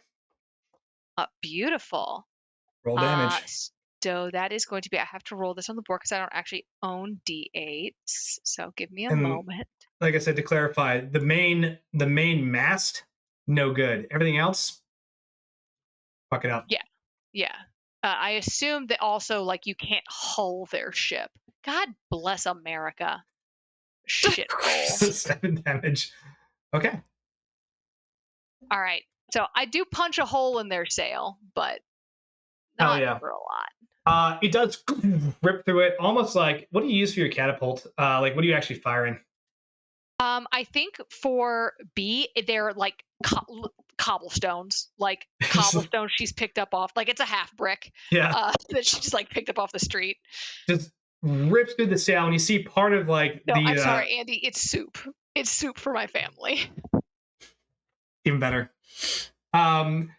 Rips through part of the actual small mast and sail itself, just causing a shower of splinters and cloth as Sora just kind of ducks under all of this. and then looks to see if it was like a cannonball that was fired and realized it wasn't that. You can actually see above you there is a glint of the occasional, like, looks like a gem kind of floating around. Seems to be what's keyed into that scrying spell. Is it like floats downward and like does a little 360 of the damage area and then floats back up. Ooh, it's a little drone. That's cute. So, any movement? I am going to stay up here. And yeah, I think I'm going to stay up here for now. Yes. Okay. Yeah. Riv, you're up. All right. So smooth down on your ship. That the unscrupulous serpent is kind of bucking to and fro and seems to have some issues stabilizing as like their steering sail has been slightly compromised. All right. I've been considering a few options, but for right now, we're not going to do any swashbuckling quite yet. We're not going to leap over to the other ship quite at this moment. I think instead I'm going to stay where I am, paying attention to the ropes, but I would like to cast Bane. Okay. Hell yeah. Where would you like to cast it? That's a great question. Maybe. You know, Strained. I think it would be great to cast it at the front of the ship and catch those three. Okay. All right, Bane, what is the saving throw for that? That is, I have it pulled up. It is a charisma saving throw. DC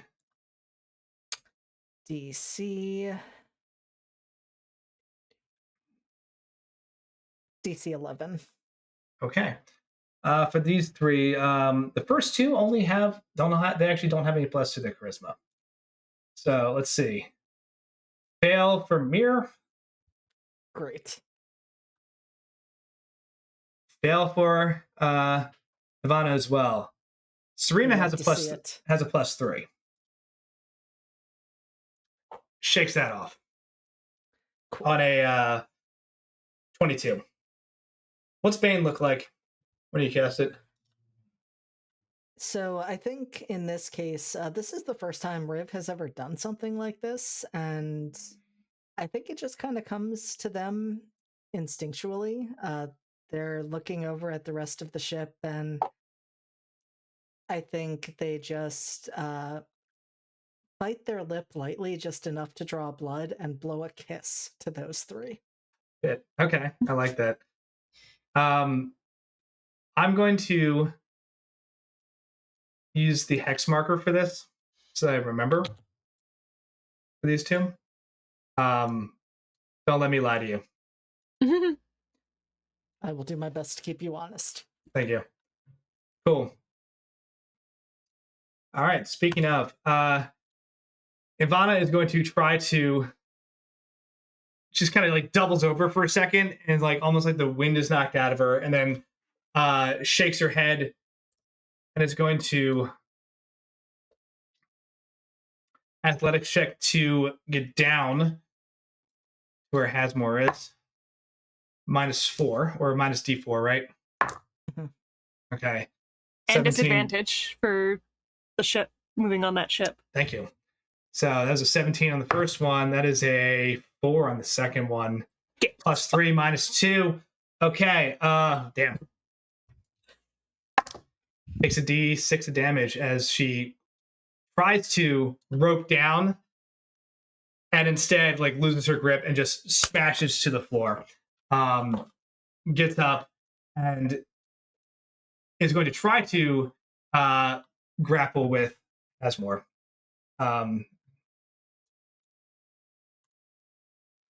So 16. Is that minus on attack rolls as well? For Bane? Hell yeah. So that is a 21 down to a 18. Disadvantage though. Okay. Down to a 17, and Hasmore is going to try to fight with that. And can't do a good job. So she grabs him and is like, hopefully that flotation device works, because that net's going to get in the way, and starts like hauling him towards the edge of the ship to throw him overboard. And he's just fighting tooth and nail, but is being moved. Edward is going to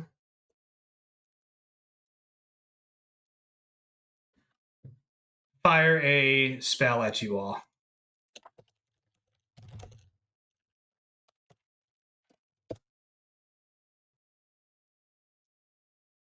And I need everyone to make a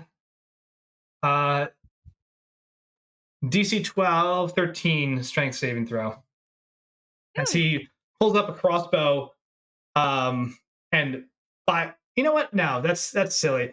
He fires this off out of his stupid loot. He just turns, strums, and it just shoots out of the top.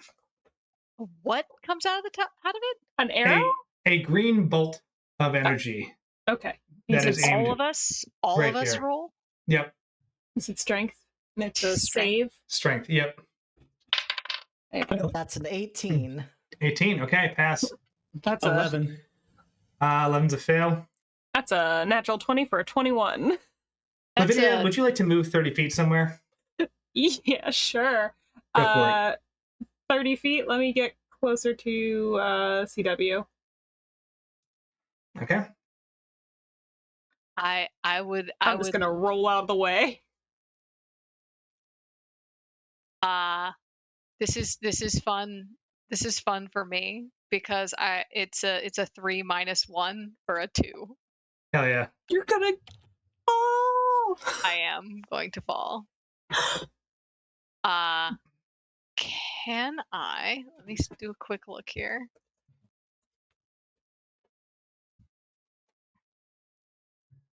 I'll tell you what happens. So Edward strums his little lute, and this green bolt flies across the ship, and a just huge tangle of vines erupts in the center.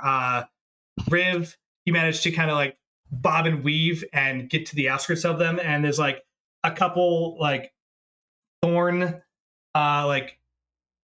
stuck to the side of your like pants, but you're able to like brush them off. Brindle and B just kind of get caught in the pile of these things. Oh, I mean, if this was something that was going to make me fall, that's fine. I have feather. Oh, sorry, feather you're falls. up above, aren't you? I'm way up above. Yeah. It does not affect you. Oh, okay. It would just be that 20-foot area on the main deck. But you can see below, these vines are still there. And if you fall into them, they look like they're kind of grabbing at whatever's near them. That's his move. So, Kieran is going to start barking orders to the crew to get the ship stable. Okay. And with that, he starts yelling like, Harry, do this. Sora, do this. Sabrina, do this. And they start like maneuvering the sails and the rudder and the ship just to even out so there's not nearly as much pitch.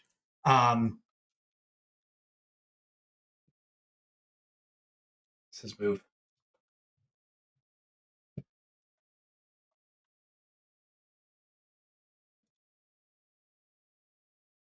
Garfeth is also going to get involved. He's going to bonus action.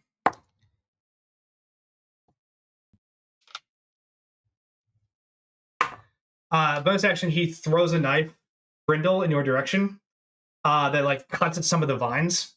And basically, it's going to give you another chance to save against that grapple or that restraint. Oh. He's like, come on, let's go.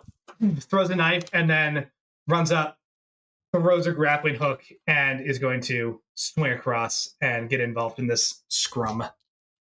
Hell yeah. And as Ivana is like starting to get Hasmore off the ground, like just kicks both of them back onto the boat. And they all kind of just go down in like a pile. Brenda, you can make your save. Okay. There we go. No go. Oh. Okay. Unfortunately, it doesn't help you out as much as you like. He cut some of the vines, but you're like, that the ones around my waist are the ones that are actually holding me. Shit. But they jump into the scrum. Mira's also going to jump into this nonsense, no longer at disadvantage, but still hexed. Baned. Bane, thank you. I need review cast hex. I need you to roll a luck die, and I'm looking for a 15 or above. That is the magic number. Would a 4 do it? Would you like to burn? Persuade you. Would you like to burn advantage on this one? We got 8 of them. I will burn It won't. advantage. It will not hurt you if it doesn't succeed. It will help you dramatically if it does. Okay. I will burn an advantage. And that's a 19. There you go. Hell, good burn. All right. It should go down to 7 any second. There you go. Cool. On that nat 1 that Mira rolled, attempting to run in and grab Hasmore just falls to the ground and tries to literally kick Mira over the side of the boat on a nat 1. That luck roll was to see if they went over or not. And they do. They manage to grab briefly at the edge of the ship, and the combined momentum just takes them over the side and very quickly just disappears into the rush of waters. And you see the little golden hamster ball deploy around them as the harbor brigade, because again, these ships are going fast, like Mira's ripped away and the harbor brigade kind of fishes them out of the water into the boat. And you just hear from the docks, they're very muted, disqualified. Hell yeah. Hell yeah. Brindle. Hey, can I try and get out of these restraints? Yes, you can. All right, here we go. Okay, 20. Okay, Dirty no longer 20. restrained. You managed to Rip kind of myself out of the thorns. You're out of it. Okay, and then I have what, a move action left? That is not an action. You just get to make the saving throw. Oh, so you have your full turn. fantastic. Excellent. I guess I will try to swing across. We'll see how that goes. Hell yeah. So how close can I get to? I want to head for the for Sora. Sora. So swinging across, like, can I go at like an angle to try and land close by? Absolutely. Swing. Move kind of over here. Sure. I'll say that costs you your move. All right. Okay. And do I have to do an athletics check for that to swing? You're not being contested at the moment, so no. Both ships are calm. You're good. Okay. So you just grapple, swing, land. You have bonus action and an action left. I can't stress enough. I really want people to swing across ships. It is a cool thing. So I think where's my measuring tool here? So I'm going to use my dash to. That's 30 feet. Yeah, to go up right up to Sora. All right, Kieran is going to take a swipe at you as you rush on past. the way by. Yeah. Okay. He sees you land and just whips out a scimitar, and almost does a like wings and scimitar like spin to slash at you. He's so fancy. So fancy. We're gonna have such fun drinking with him after he This is Kick loses. a his 3 3 whole is ass. plus 6. So I have AC 14. 16. Ah, All right, does connect. Unfortunately, it doesn't have the sentinel feed or anything like that, so you can keep moving. But you are dealt 6 points of slashing damage. It's like kind of cuts at you as you go by. okay.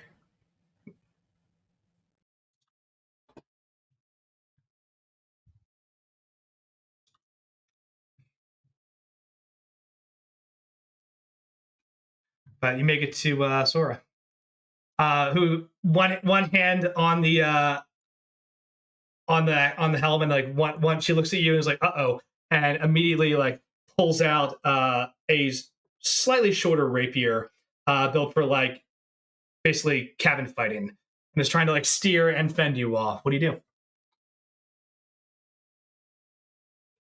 Oh wait, say again. Oh yeah, you rush past Kira and you take that slash, but like you Yeah. still have your action.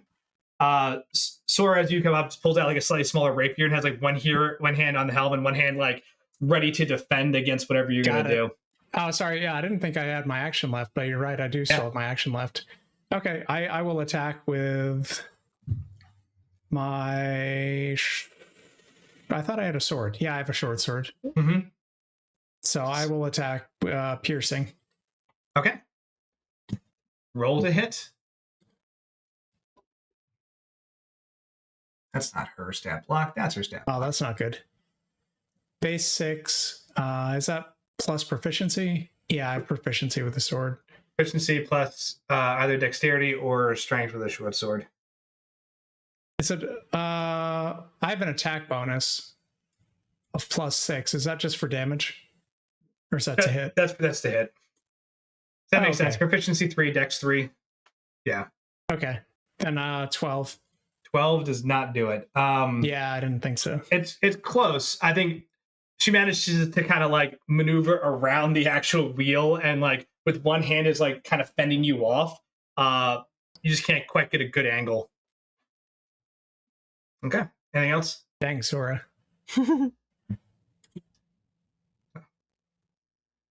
What do you say as you like attack her? Do you say anything?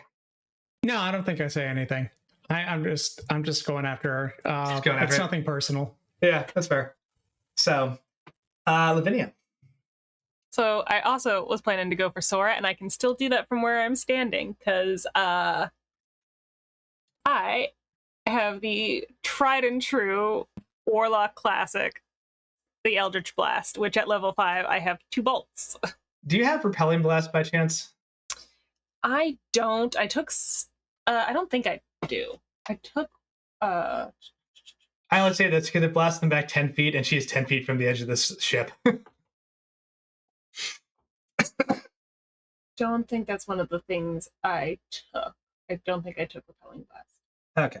Well, that's your life. No, it's on my list for future levels. But I do have Spell Sniper, so I'm gonna get her from no matter where she is. I can shoot anyone at 240 feet. So Mhm. And you crit on a 19. and I crit on a 19. So like I'm swinging. Let's go. Okay. So the first one, 15, 16, 17, 18, 19, 20, 21 to hit. Oh yeah, that hits. AC's not that high. Yeah. She's gonna take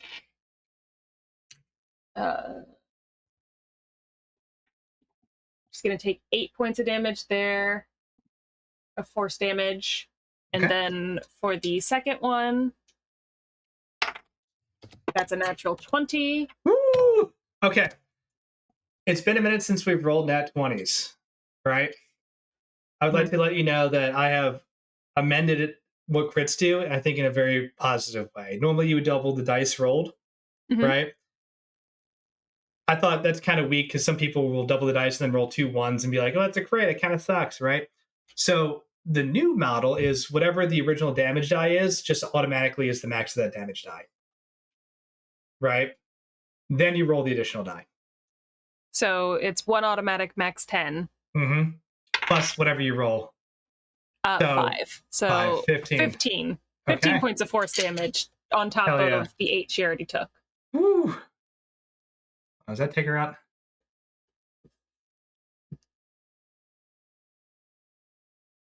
It does not. Okay. You're still up. But yeah, I think that's better, makes crits more vicious, but it also goes the other way too. So keep that in mind. But hell yeah.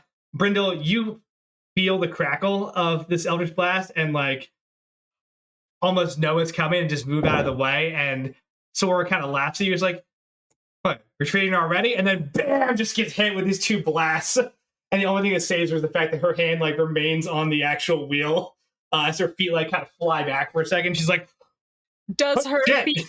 feet flying back for a second cause her to jerk the wheel? No.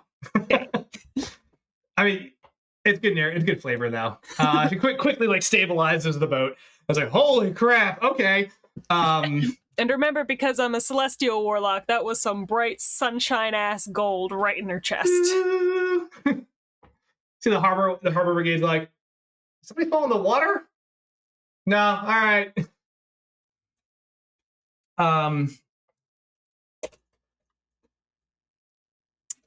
Hell yeah.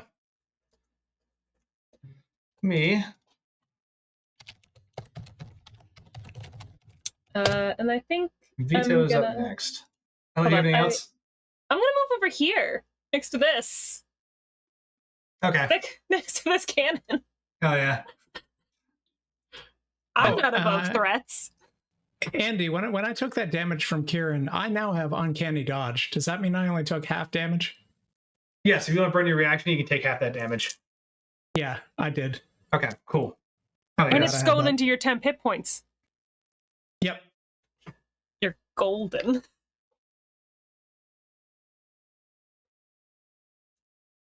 Good move. This is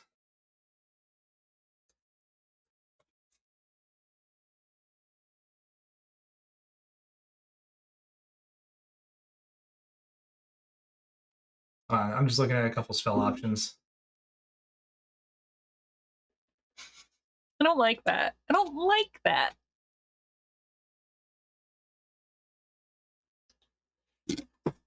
Okay. How far is that? Oh, he has to get close. Okay.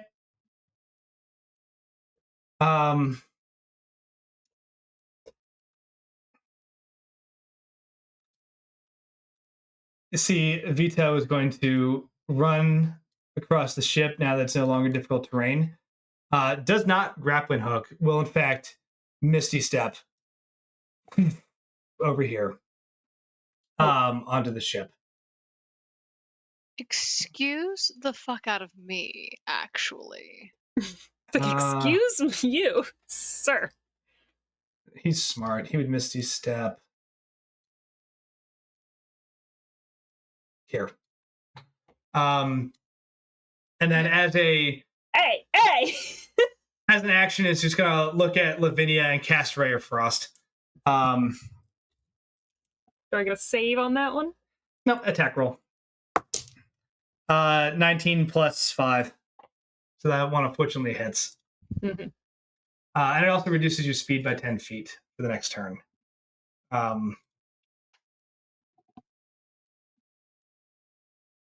For 4 cold damage on 2d8. What was the spell? Ray of Frost. So... Little cantrip. Okay. I will remember this. But it reduces your movement by 10 feet next turn.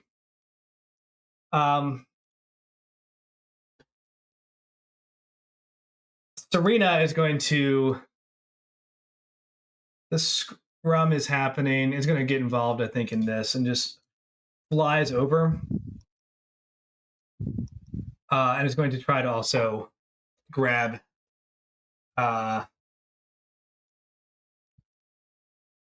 Hesper's in a net. She's gonna try and grab Jarfith, who's actually not restrained at the moment, and has advantage on this because it's a cool little flyby attack. Wow.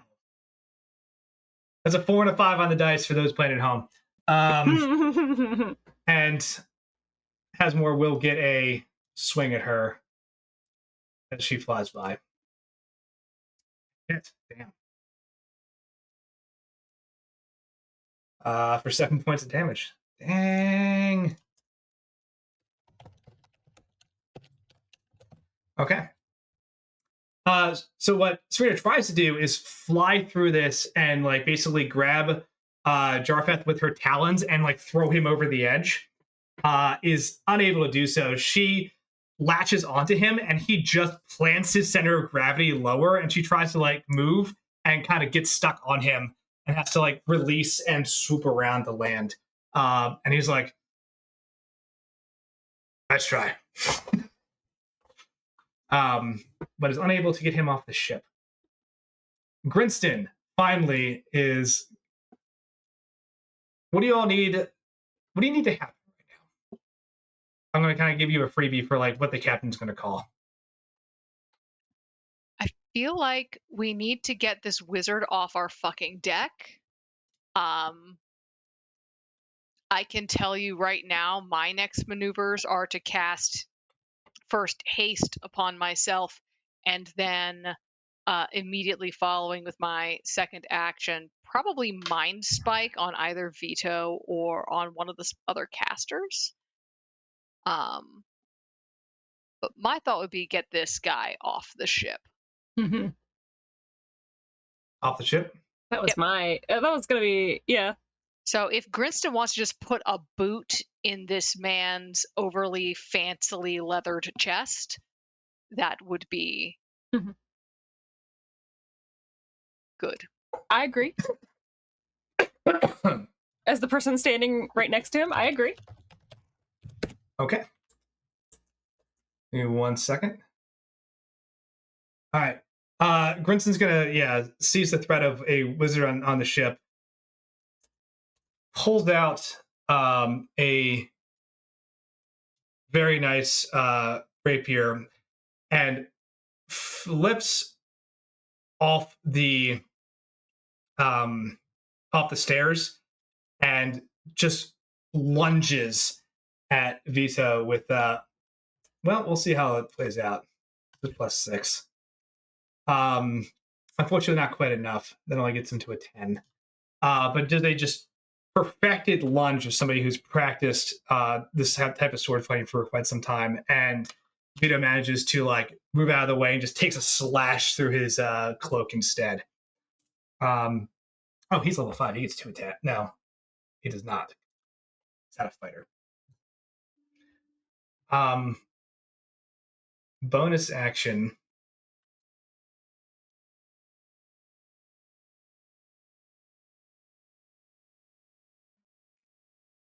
Nothing you can do that would help here. Okay. We'll call it at the end of round 2 for the night. Does that work? This is round 2 going into it. All right. In all of the chaos, the 2 ships start to move dangerously close to each other, and CW overcorrects. And now it's sent the Unsinkable 2 kind of pitching to the sides. And he's like, I got it! But now the ship is difficult terrain, and people have disadvantage on attacks on the ship right now. Hasmore is still in the grapple of his life right now, and smashes out of the net and proceeds to start just fighting, bare knuckle boxing with Ivana. He does get 2 attacks. 1 misses, but the 16 will land for another 4 points of damage. Just like rips the net off and just bam, a couple of like rabbit punches to the stomach as she doubles over again from like the combined bane and now being punched a bunch. Oh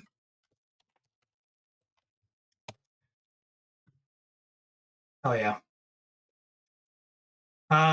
Sora is going to look at you, Brindle, and just go, like, blade out and just, like, think about it for a second and just say, like, hey, look, no harm, no foul. You just go back to your ship. We'll call it good. And there's, like, a slight glow of magic.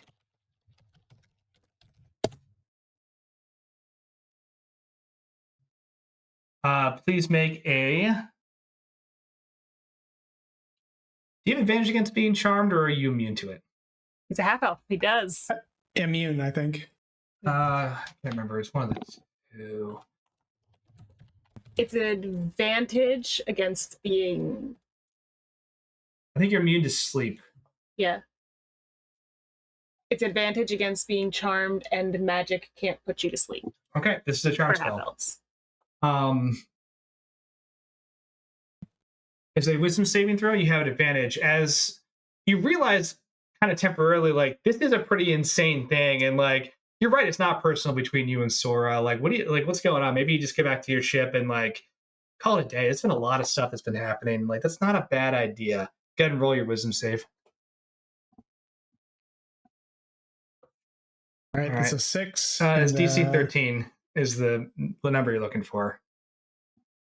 That should do it. No, I only have a +1 for wisdom. So it's a 12. Okay, so you are affected by the suggestion spell. It doesn't supernaturally hijack your brain, but, like, honestly, that's not a bad idea. Just get back to the ship and call it a day, right? So whatever makes sense to you for that. This seems like that my ship is really where I should be. Yeah. Like, this is great. You just watched the guy get kicked off to the ship into the water, and, like, that was nuts. Like, maybe you just head on if back. If that Eldritch Splash didn't, knock her backwards, then what am I gonna do? Yeah. I better go home. You get a save against this every turn. Okay. Right. But right now, that seems like a pretty reasonable course of action. So, and then she continues to, like, double her efforts on keeping the ship stable, but she did have to break her attention to do that, so she has disadvantage in this roll. She doesn't get the nat 20, but she does get a 16. No, she doesn't. Portent. She gets a 3. Completely abandons, like, steering the ship to have this, like, hypnotic eyed conversation with Brindle, and Brindle's like, yeah. It's like, yeah, cool. Hey, good to meet you. Like, we'll grab a drink afterwards. And then you see, like, the pitch and the waves from the Unsinkable 2 just crash into the Unscrupulous Serpent and, like, throw the entire ship in the off balance. And she quickly, like, grabs the fucking helm to try to recorrect as, like, the pitch of the ship just pitches back and forth. So here we go again. Oh, yeah.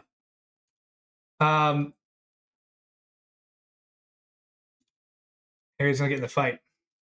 No longer that's the full turn again. 5, 10, 15.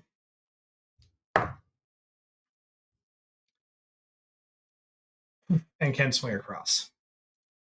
And I think it's just going to take out a, like, just, what do you call it? Drawing a blank. Whatever. It's a throwing knife. And it's just going to chuck it in the direction of Riv, because he actually B, because he saw you cast that catapult spell. I'm way up top of that mast. I don't know how that's going to work for him. I guess he can't reach you. Riv it is. He's gonna do progress. Go for it. Like, you can try it. He's not going for that. Riv, he throws this at you. Disadvantage. Would you like to make a free counterattack? I sure would.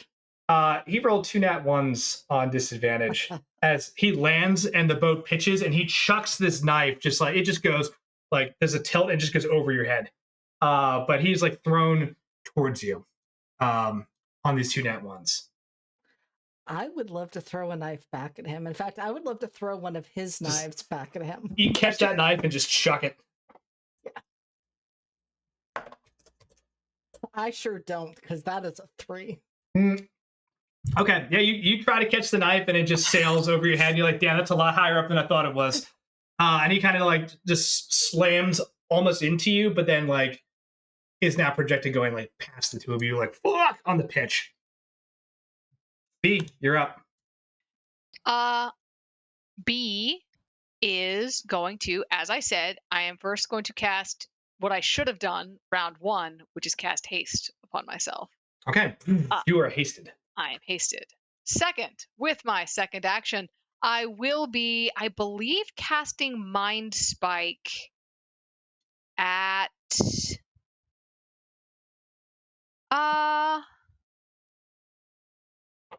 I'm going to cast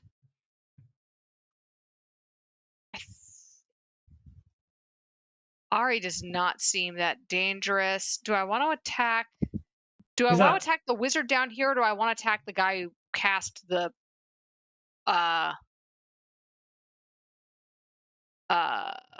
tangled spell? The tangle spell. What do folks think? I mean, I'm down here with this wizard, so I can take care of him if you want to take care of the one on the other boat. Especially if you could maybe discombobulate him enough to fall. Or I can take Sora. Sora is also a good vote because they're really fucked if they lose their helmsman. Yeah. So we could be strategic about this. I think I'll be strategic about this. I think I'm gonna Mind Spike Sora. Okay. That is a saving throw. That is a saving throw. Intelligence, I believe? It is, yes. Yes, it's a wisdom saving throw. And I believe... How's Nate do? It sure don't do it. Okay, that ain't it. It sure do not do it. So gonna take 3d8 psychic damage. Woo! Yeah, lucky I didn't cast that at a second level. Because this is one of my few damage dealing spells. Let's go. 13. 13? That's a 7, you bitch.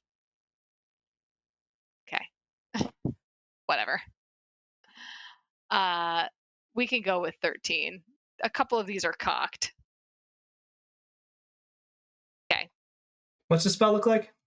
Mind Spike doesn't look like, and that's a fun thing about Mind Spike. I don't think it looks like anything. I think B just kind of like gives kind of like an evil eye gesture, and like they suddenly have like just a spear, like a migraine spear of pain, like just driven through like their frontal lobe.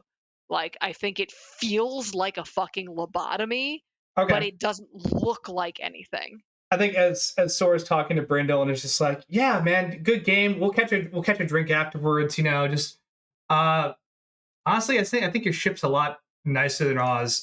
That's really when you really want to hang out. Like just grabs her forehead, has like a slight nosebleed, and then just without any other like fanfare, just falls backwards like a tree and hits the deck. The suggestion spell goes away. You immediately realize, like, oh fuck, that was she got in your head. But she is unconscious. Excellent. I'm going to roll a thing. Actually, no. B, go ahead and roll this. You're looking for an 11 plus is good for you. 10 minus is neutral. Okay. That is a 15. Okay. She goes down, hand on the helm, and just jerks the whole wheel with her as she falls. Nice. I'm going to have everyone on the ship, please make an acrobatics check. Looking for DC 15. So, Grindel included, unfortunately. Kieran, here we go. Actually, Kieran has advantage on this. I was gonna say, do the wings help with that? I would Yeah. Presume. Kieran is good. Edward. Nat 1 Woo! Fuck you, Edward. Fuck you and your flies 15 vine. feet, hits the ground, takes 7 points of falling damage, and loses concentration on the Tangle spell. Wow. Get out of here. Just hits Eat the it. deck from this sudden jerk. Serena is fine. Ivana does not have advantage. And minus a d4. Failed because of the minus of Bane. And flies 5, 10, 15 feet off to the side. Asmore manages to hold on to the edge of the ship.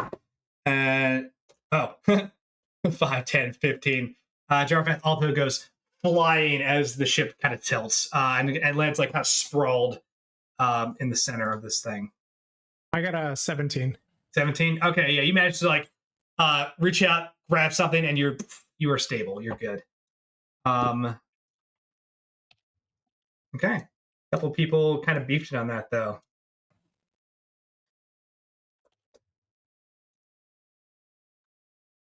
Great move, taking out the helmsman. Riv.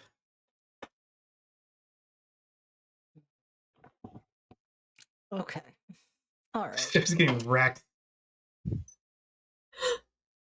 You know, I think it's just time to get to contribute a little more to that destruction, and so I think Riv would like to use Misty Step to just bypass Ari and head over to the other ship. Hell yeah. What do you want to go? You know, let's go fuck up some of the front sails. I think that's where we're heading. Okay. Blast onto the ship. And I think like Riv lands, has their short sword drawn, does a whole lot of fancy maneuvers like they're about to challenge one of the others on the ship, and then just starts going to cut at ropes. Hell yeah.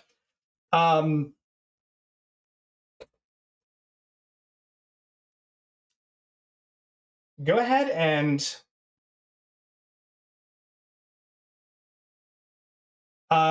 make 2 attack rolls. Call them both AC 10. That's an 18, and that is a 22. Okay, yeah, you just start slashing around at everything you possibly can. Go ahead and roll damage twice. Amazing. We love to see it. All right, what is my damage on my short sword? All right, that is 2d8s.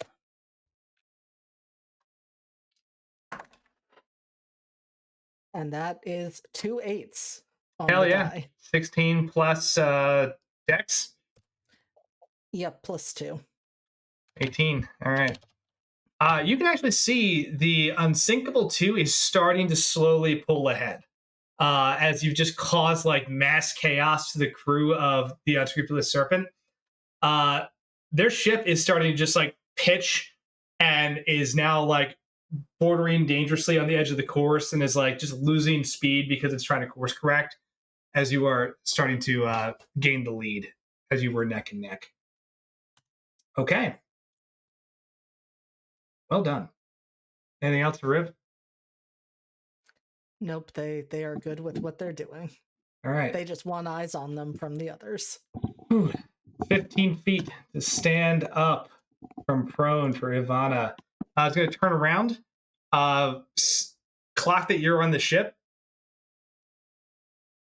Just cutting away at these ropes, and you can see like the sail is starting to like go nuts and like it's no longer like taut and is losing wind.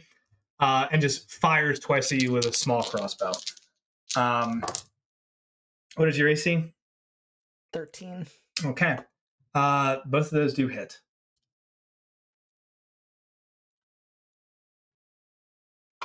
So, for a total of 10 points of piercing damage into you.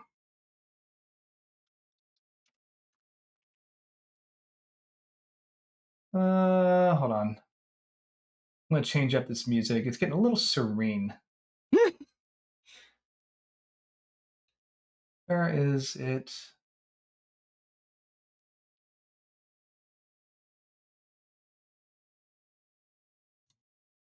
It's the one.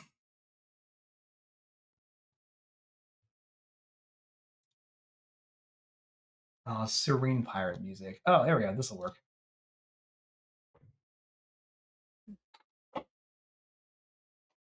Music's going to summon Oddvar. Oh, yeah. Oddvar would love this. But it's not justice. This isn't a. This is not justice. This is This is shenanigans. not a fair fight. It's absolute fucking shenanigans. Here's the thing. I thought about it. I thought about saying his name, and then I was like, would that be cheating? Now, if Oddvar makes his own decisions to come see what the fuck is going on, that's different. True. But Lavinia's not calling him. I thought about it. I did. I considered my options. All right. That's a good point. He's gonna try this. This is a risky maneuver. How far is this?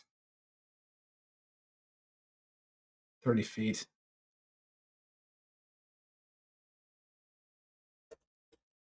Yeah, he wants to get those 2 crew members off the ship.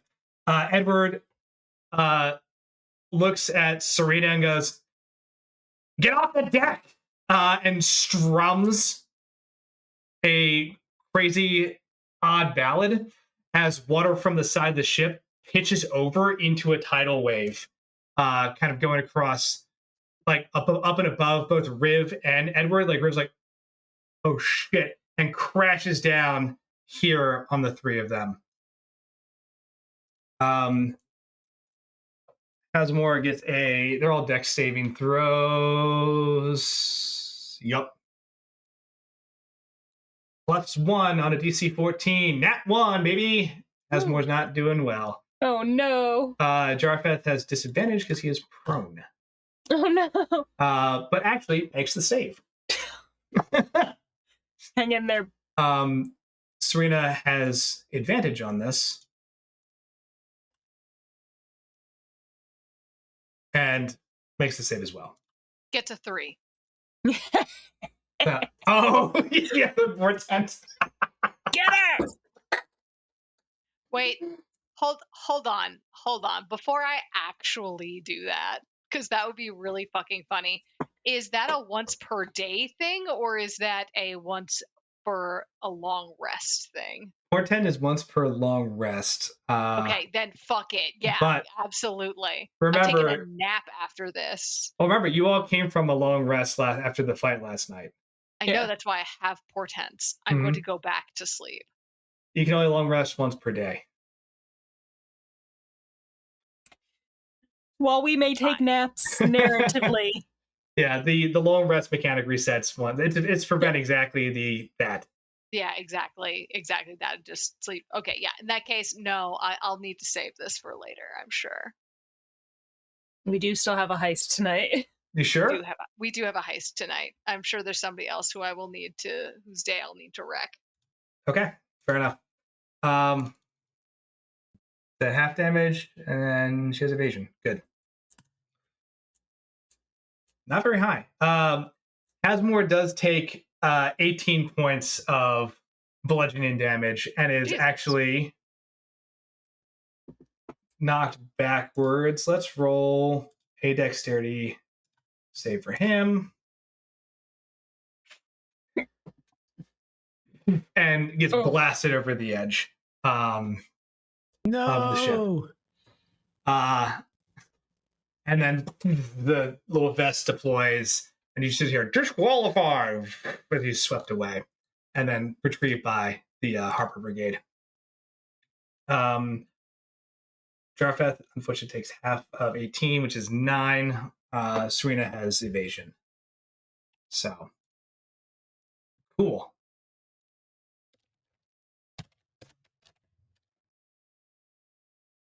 Okay.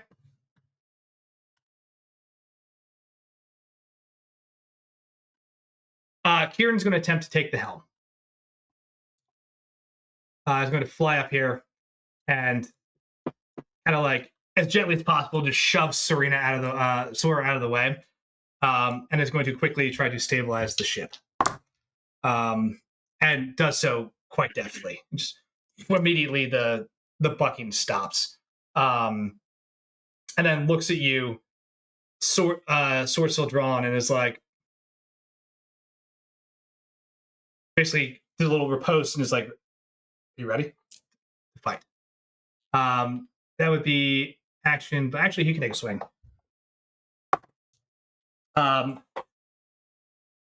Swings at you to kind of move, like forces you to kind of move back a bit, but doesn't connect. Jarfus is no longer prone and is going to get up, and he's going to. Can he do this?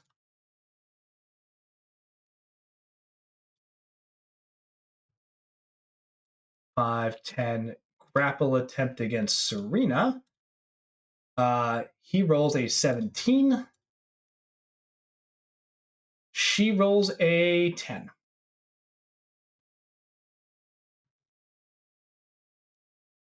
Get her.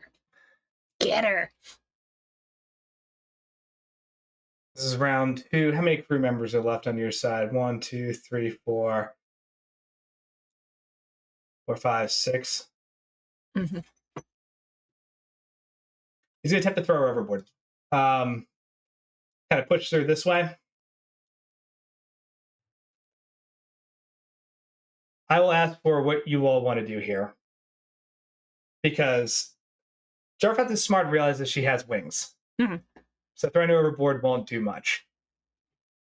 He can suplex overboard with her. It will take him out, but he can just take the two of them just off the ship. Better question. Where's that net that they had? Netter. Can he get the net around her wings? He does not have enough actions for that. Damn. Oh, the drama of a suplex. Or he could just grapple her and hold her down. But he has the movement to just go over the side of the ship with her. And she has failed this grapple check, which means she can be dragged. Let's see. How many of them are up? We got 1, 2, 3, 4. Well, 1, 2, 3, 4 up. 4, 5, 6. Because there's 2 on our ship. I will also say there's 2 on our ship, and how many do we have up? I'll also say for this, so you all understand the narrative piece too. Since Sora's been knocked out, the same little like hamster ball pops around her. So she's also disqualified. And basically says like disqualified. She like floats off the ship. So and you can see like the harbor brigade grabs her and like heals her, and she's good to go. So they've had 2 disqualified. We've had 1 disqualified. If he goes, it'll be 2 and 3. But it's their first mate. So. And she's got wings, so she could come get us at any time. Mm-hmm. Yeah, I think do it. I think do it. Do I the think go for the suplex. drama. Okay. Do for the drama. For the gram. Jarfeth grabs Serena and like basically goes to throw her overboard, and she just flaps her wings and is like, "I have wings." He's like, right, and just dives onto her, and then both go down into the water. Disqualified, right? As they're both taken off the ship. Okay, Grapple's a hell of a mechanic. Mm-hmm. Brindle. Okay, I'm going to take a swing at the captain. Okay. And that is a 20, a dirty 20. That will hit. Yes. It's only 1d6 plus 3 piercing. But you're level 5, so you have two attacks now, right? Not as a rogue. Bummer. But I take less damage when people swing at me. So that's You know what? 7 damage. Okay. Hit. And 7 then I'm damage. going to move out of reach with my Disengage. dash action. Okay. Yeah. So I'm just going to move back. Wait, how many feet is that? 30. Yeah, I'll just move back Okay. 30 feet. You back 30 feet. For narrative flavor, you see like you take that slice of him, tries to like parry it, you catch him in the shoulder, and like as you rush back, he does another like wing swoop towards you, and you can feel like the sword cut close to you, but you've already like ducked and moved out of the way.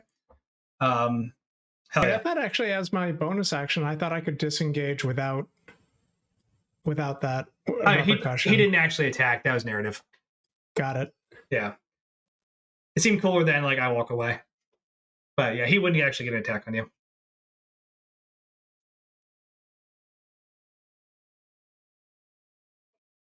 Okay. And I'll just stay there because I can't do anything else right now. But Okay. I just want to get away from him from a counterattack next round. Absolutely. Lavinia. I'm gonna Your do move. something. I'm gonna do something.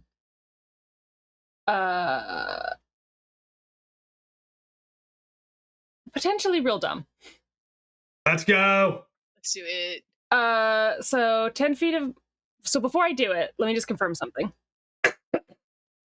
If I do, so I have 10 less movement now because of for this round because of veto. But so does that mean so 10 feet over to the mast, swing across, and then do I still have 10 more feet to move? Yes. Okay. So over to the mast, swing. All right. So Lavinia gets over here. And then Lavinia, you're out of range, Riv, but she is going to tell you, regardless, to brace yourself. Because then she kind of like turns on her heel, and I'm going to thunderstep right back onto the Unsinkable 2. Fucking hell. All right. So yeah. So Lavinia straight up just does. She just like oops over here, turns around, says, "Brace yourself," and then teleports back over here. I can go 90 feet, but I'm just gonna go to like right here. And so that means that from where I just disappeared. From where Lavinia just disappeared, there is a thunderous boom, and each creature within 10 feet, which is Edward, must make a con save, which is DC 14. Oh, does he have any bonus with con? Does that count? Does Riv have to make that saving throw too? You are not within 10 feet of where Lavinia was standing. It's only he has a con of 11. There's no bonus to that. Okay. Well. He fails. Cool. So he's going to take 3d10 of thunder damage. Here's the thing. This is loud. Here's the thing. None of you like have to do anything. But this is heard for 300 feet is how loud the boom goes off. I think for a moment, everyone just thinks a cannon was just shot on this ship. As just insanity plays out on that's a fucking crazy move. Yeah. So. Oh no. This is all ones. No. This is the opposite. 23 points of thunder damage to little Edward there. Damn. Holy shit. Okay. You swing across. Edward just literally levels the head of the loot towards you. and you see it start to like glow with energy, and then you disappear. And in that instant, like you disappear, and you just see, even before the noise happens, he is flying backwards, and then you just hear the thunderclap as everyone kind of looks up a little dazed. Edward is not there; he's gone. You see then very quickly, like one of the Harbor Brigade ships has picked up a unconscious Edward who's been blown off this ship. As that took him out. Yeah, I think, yeah, Lavinia like sees Lavinia sees that from where she like skids back to land on the Unsinkable 2, and then I think she just looks over at where Vito is, and she kind of just like shrugs off what's left of the frost. Wow, what a good move. Incredible. He had exactly 23 hit points too. That is fucking bonkers. He's done. I was like, he can take this. No, he's toast. Okay. Not after that. Not after falling off the mast. He can't. Whoa. All right. Getting down to it. Where is that? There we go. Vito turns and watches this and is like, it looks like, okay, but damn though. Like, respect. Turns around and literally does the like Kamehameha hand gesture. It's like, and this way. In a pulse cone. Gonna attack CW. Fires off a blast of what looks to be like force damage. And you see like barrels and anything that is not like currently strapped down just flies off this ship. As CW is going to make a Constitution saving throw.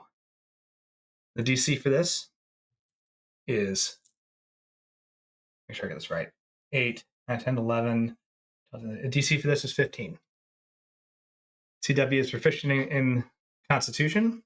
He has a +7 to this. If he fails, he is being blown 15 feet off this ship. Oh. All right, it's DC 15 +7. Nat 20. Hell Nice. yes. Go CW. All right. Grinson also has to roll for Plant them this. feet. Grinson also succeeds. All right. Hell yes. They both take damage, but neither one of them are thrown off the ship. As they take 23 half to 11 points of damage.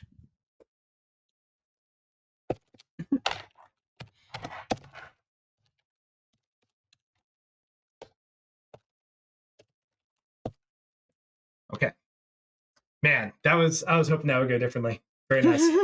But as Vito just like does this and like literally turns and like looks at the little gem and is like, does this number, and then looks back and sees that both like CW and Grinson are just there, and there's like a silhouette of objects that have been thrown around. I think a barrel just like starts smashes through like into and like past CW, who just like doesn't even blink and is like, you think I'm going down that easily? Lavinia's just like, oof. Like, that's just all she says out loud. It's just oof. And Vito's like, oh shit. And then Grinson's going to attack. Get him. That ain't it.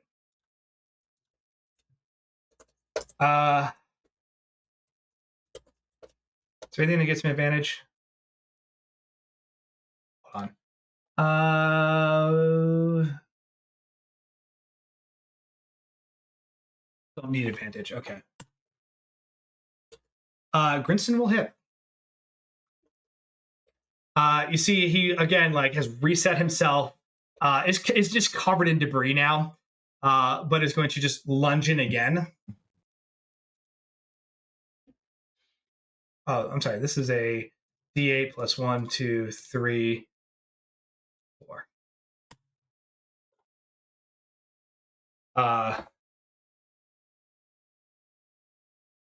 plus an additional 4. So 24, 28 points of sneak attack damage. As he uses a thing called rakish audacity, which means you can sneak attack even if you don't have advantage, as long as you're fighting a solo target. And just proceeds to like duck under the spell, under the debris, like comes up from like a crate that's like smashed into him and just smashes him with the hilt of this rapier. And Vito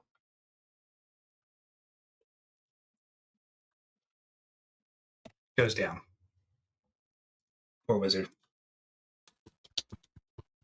He was very cool, I will say. He was very cool. I will buy him a drink at the academy. That pulse wave spell is pretty dope. Yeah. Sadly did not work as intended. Not as lucky as me, bitch. 2 rounds in, the final, you hear another disqualified as Vito is grabbed up.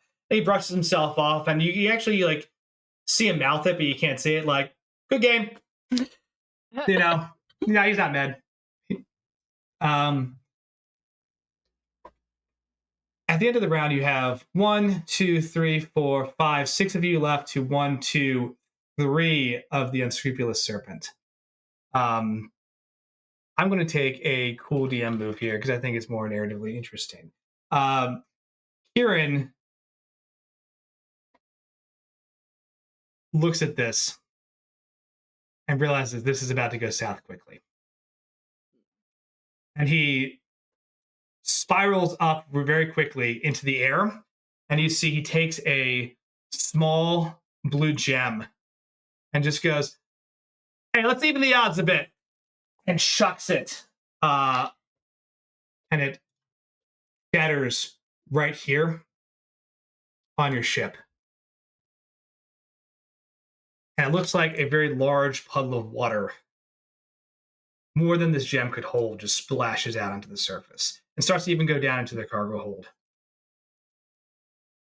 And then a second later, you see a watery fist punch out through the top as a 10-foot tall water elemental lumbers its way onto the deck. Says, we're not done yet. And we'll pick up there next session. Because he had that on him. He had that thing on him? Mm-hmm. I was going to use it in a very different way, but... Well, now I guess I'm just going to have to summon a spider for this water elemental to fight. I guess that's our only option. So... But, yeah, we'll make it interesting for the next couple rounds. I envisioned him getting over to the ship and actually, like, doing something different with it, but, hey, it is what it is. Well done so far. Yeah. Yeah. We're doing it, guys. Hey, 500 gold on the line plus, 2 magic items. Hell yeah. There's no To joke. go all out. I might as well go all out. Yeah. But that said, speaking of going all out, oh no, it's not on this one. On this one. Identical screens, but one has big people options. Yeah. Good welcome back session. Yeah. Neat. So, let's do some outros. Brindle. Hey, I am Bedlam. I have been and will continue to be. This is the only game I'm in right now. So yeah, you can come on back in a couple weeks. Right, we're meeting in a couple weeks. Yeah, we should be on in 2 weeks. Okay. Actually, have to a watch relatively... out what happens with Brindle next. So yeah. Oh yeah. B. Hi, I'm Della. I have been B. This is also currently the only currently running game that I am in. You can find me in back issues of Redacted. You can also find me in back issues of other games that I could list right now, but I'm tired, so I'm not gonna. Have a good night. Dig it. Riv. Hey, I am JD. Tonight I've been Riv. You can find me here in games like Neverember's Enigma and a handful of others on Live from the Apocalypse. Most notably outside of that, I will be with Folk and Myth tomorrow night for our conclusion of Vampire the Masquerade Montreal Elegy, which is wrapping up in the coming months. I've just been kidnapped by a bunch of Giovanni who recognized the body of the vampire that I happen to be inhabiting right now, and also found out that my love interest may be a serial killer. My serial killer may be my love interest. Who knows? But we're in for a good time tomorrow night. Hell yeah. Lavinia. Oh, hi. I'm Julia. I'm Hexput on all social media platforms. Tonight I've been Lavinia Hale. Remember, ACAB does include Lavinia Hale, even when she's doing cool shit. I will be back Sunday for Academy H, if that goes on as planned, where I will be playing Lyra Kroll. She is no longer team captain, no longer squad leader, is about to get her shit rocked by an imaginary toy from the future, but also the past. Every other Tuesday right now, I'm in Sayer House 6 as Eve Bay.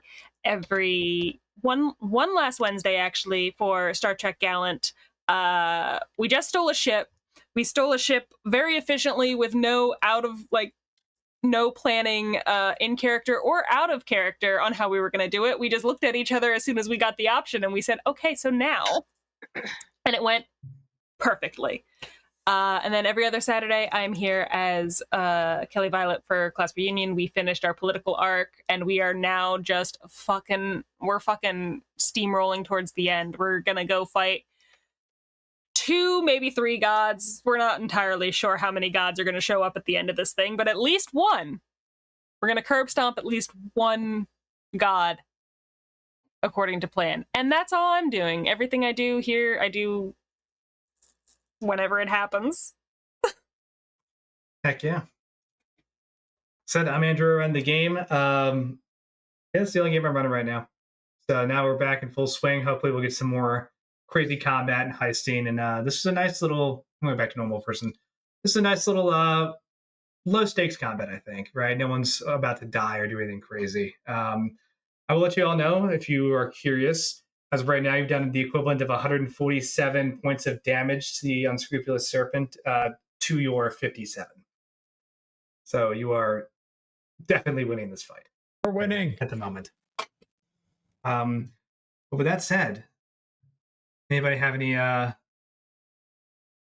parting thoughts before we call it a night?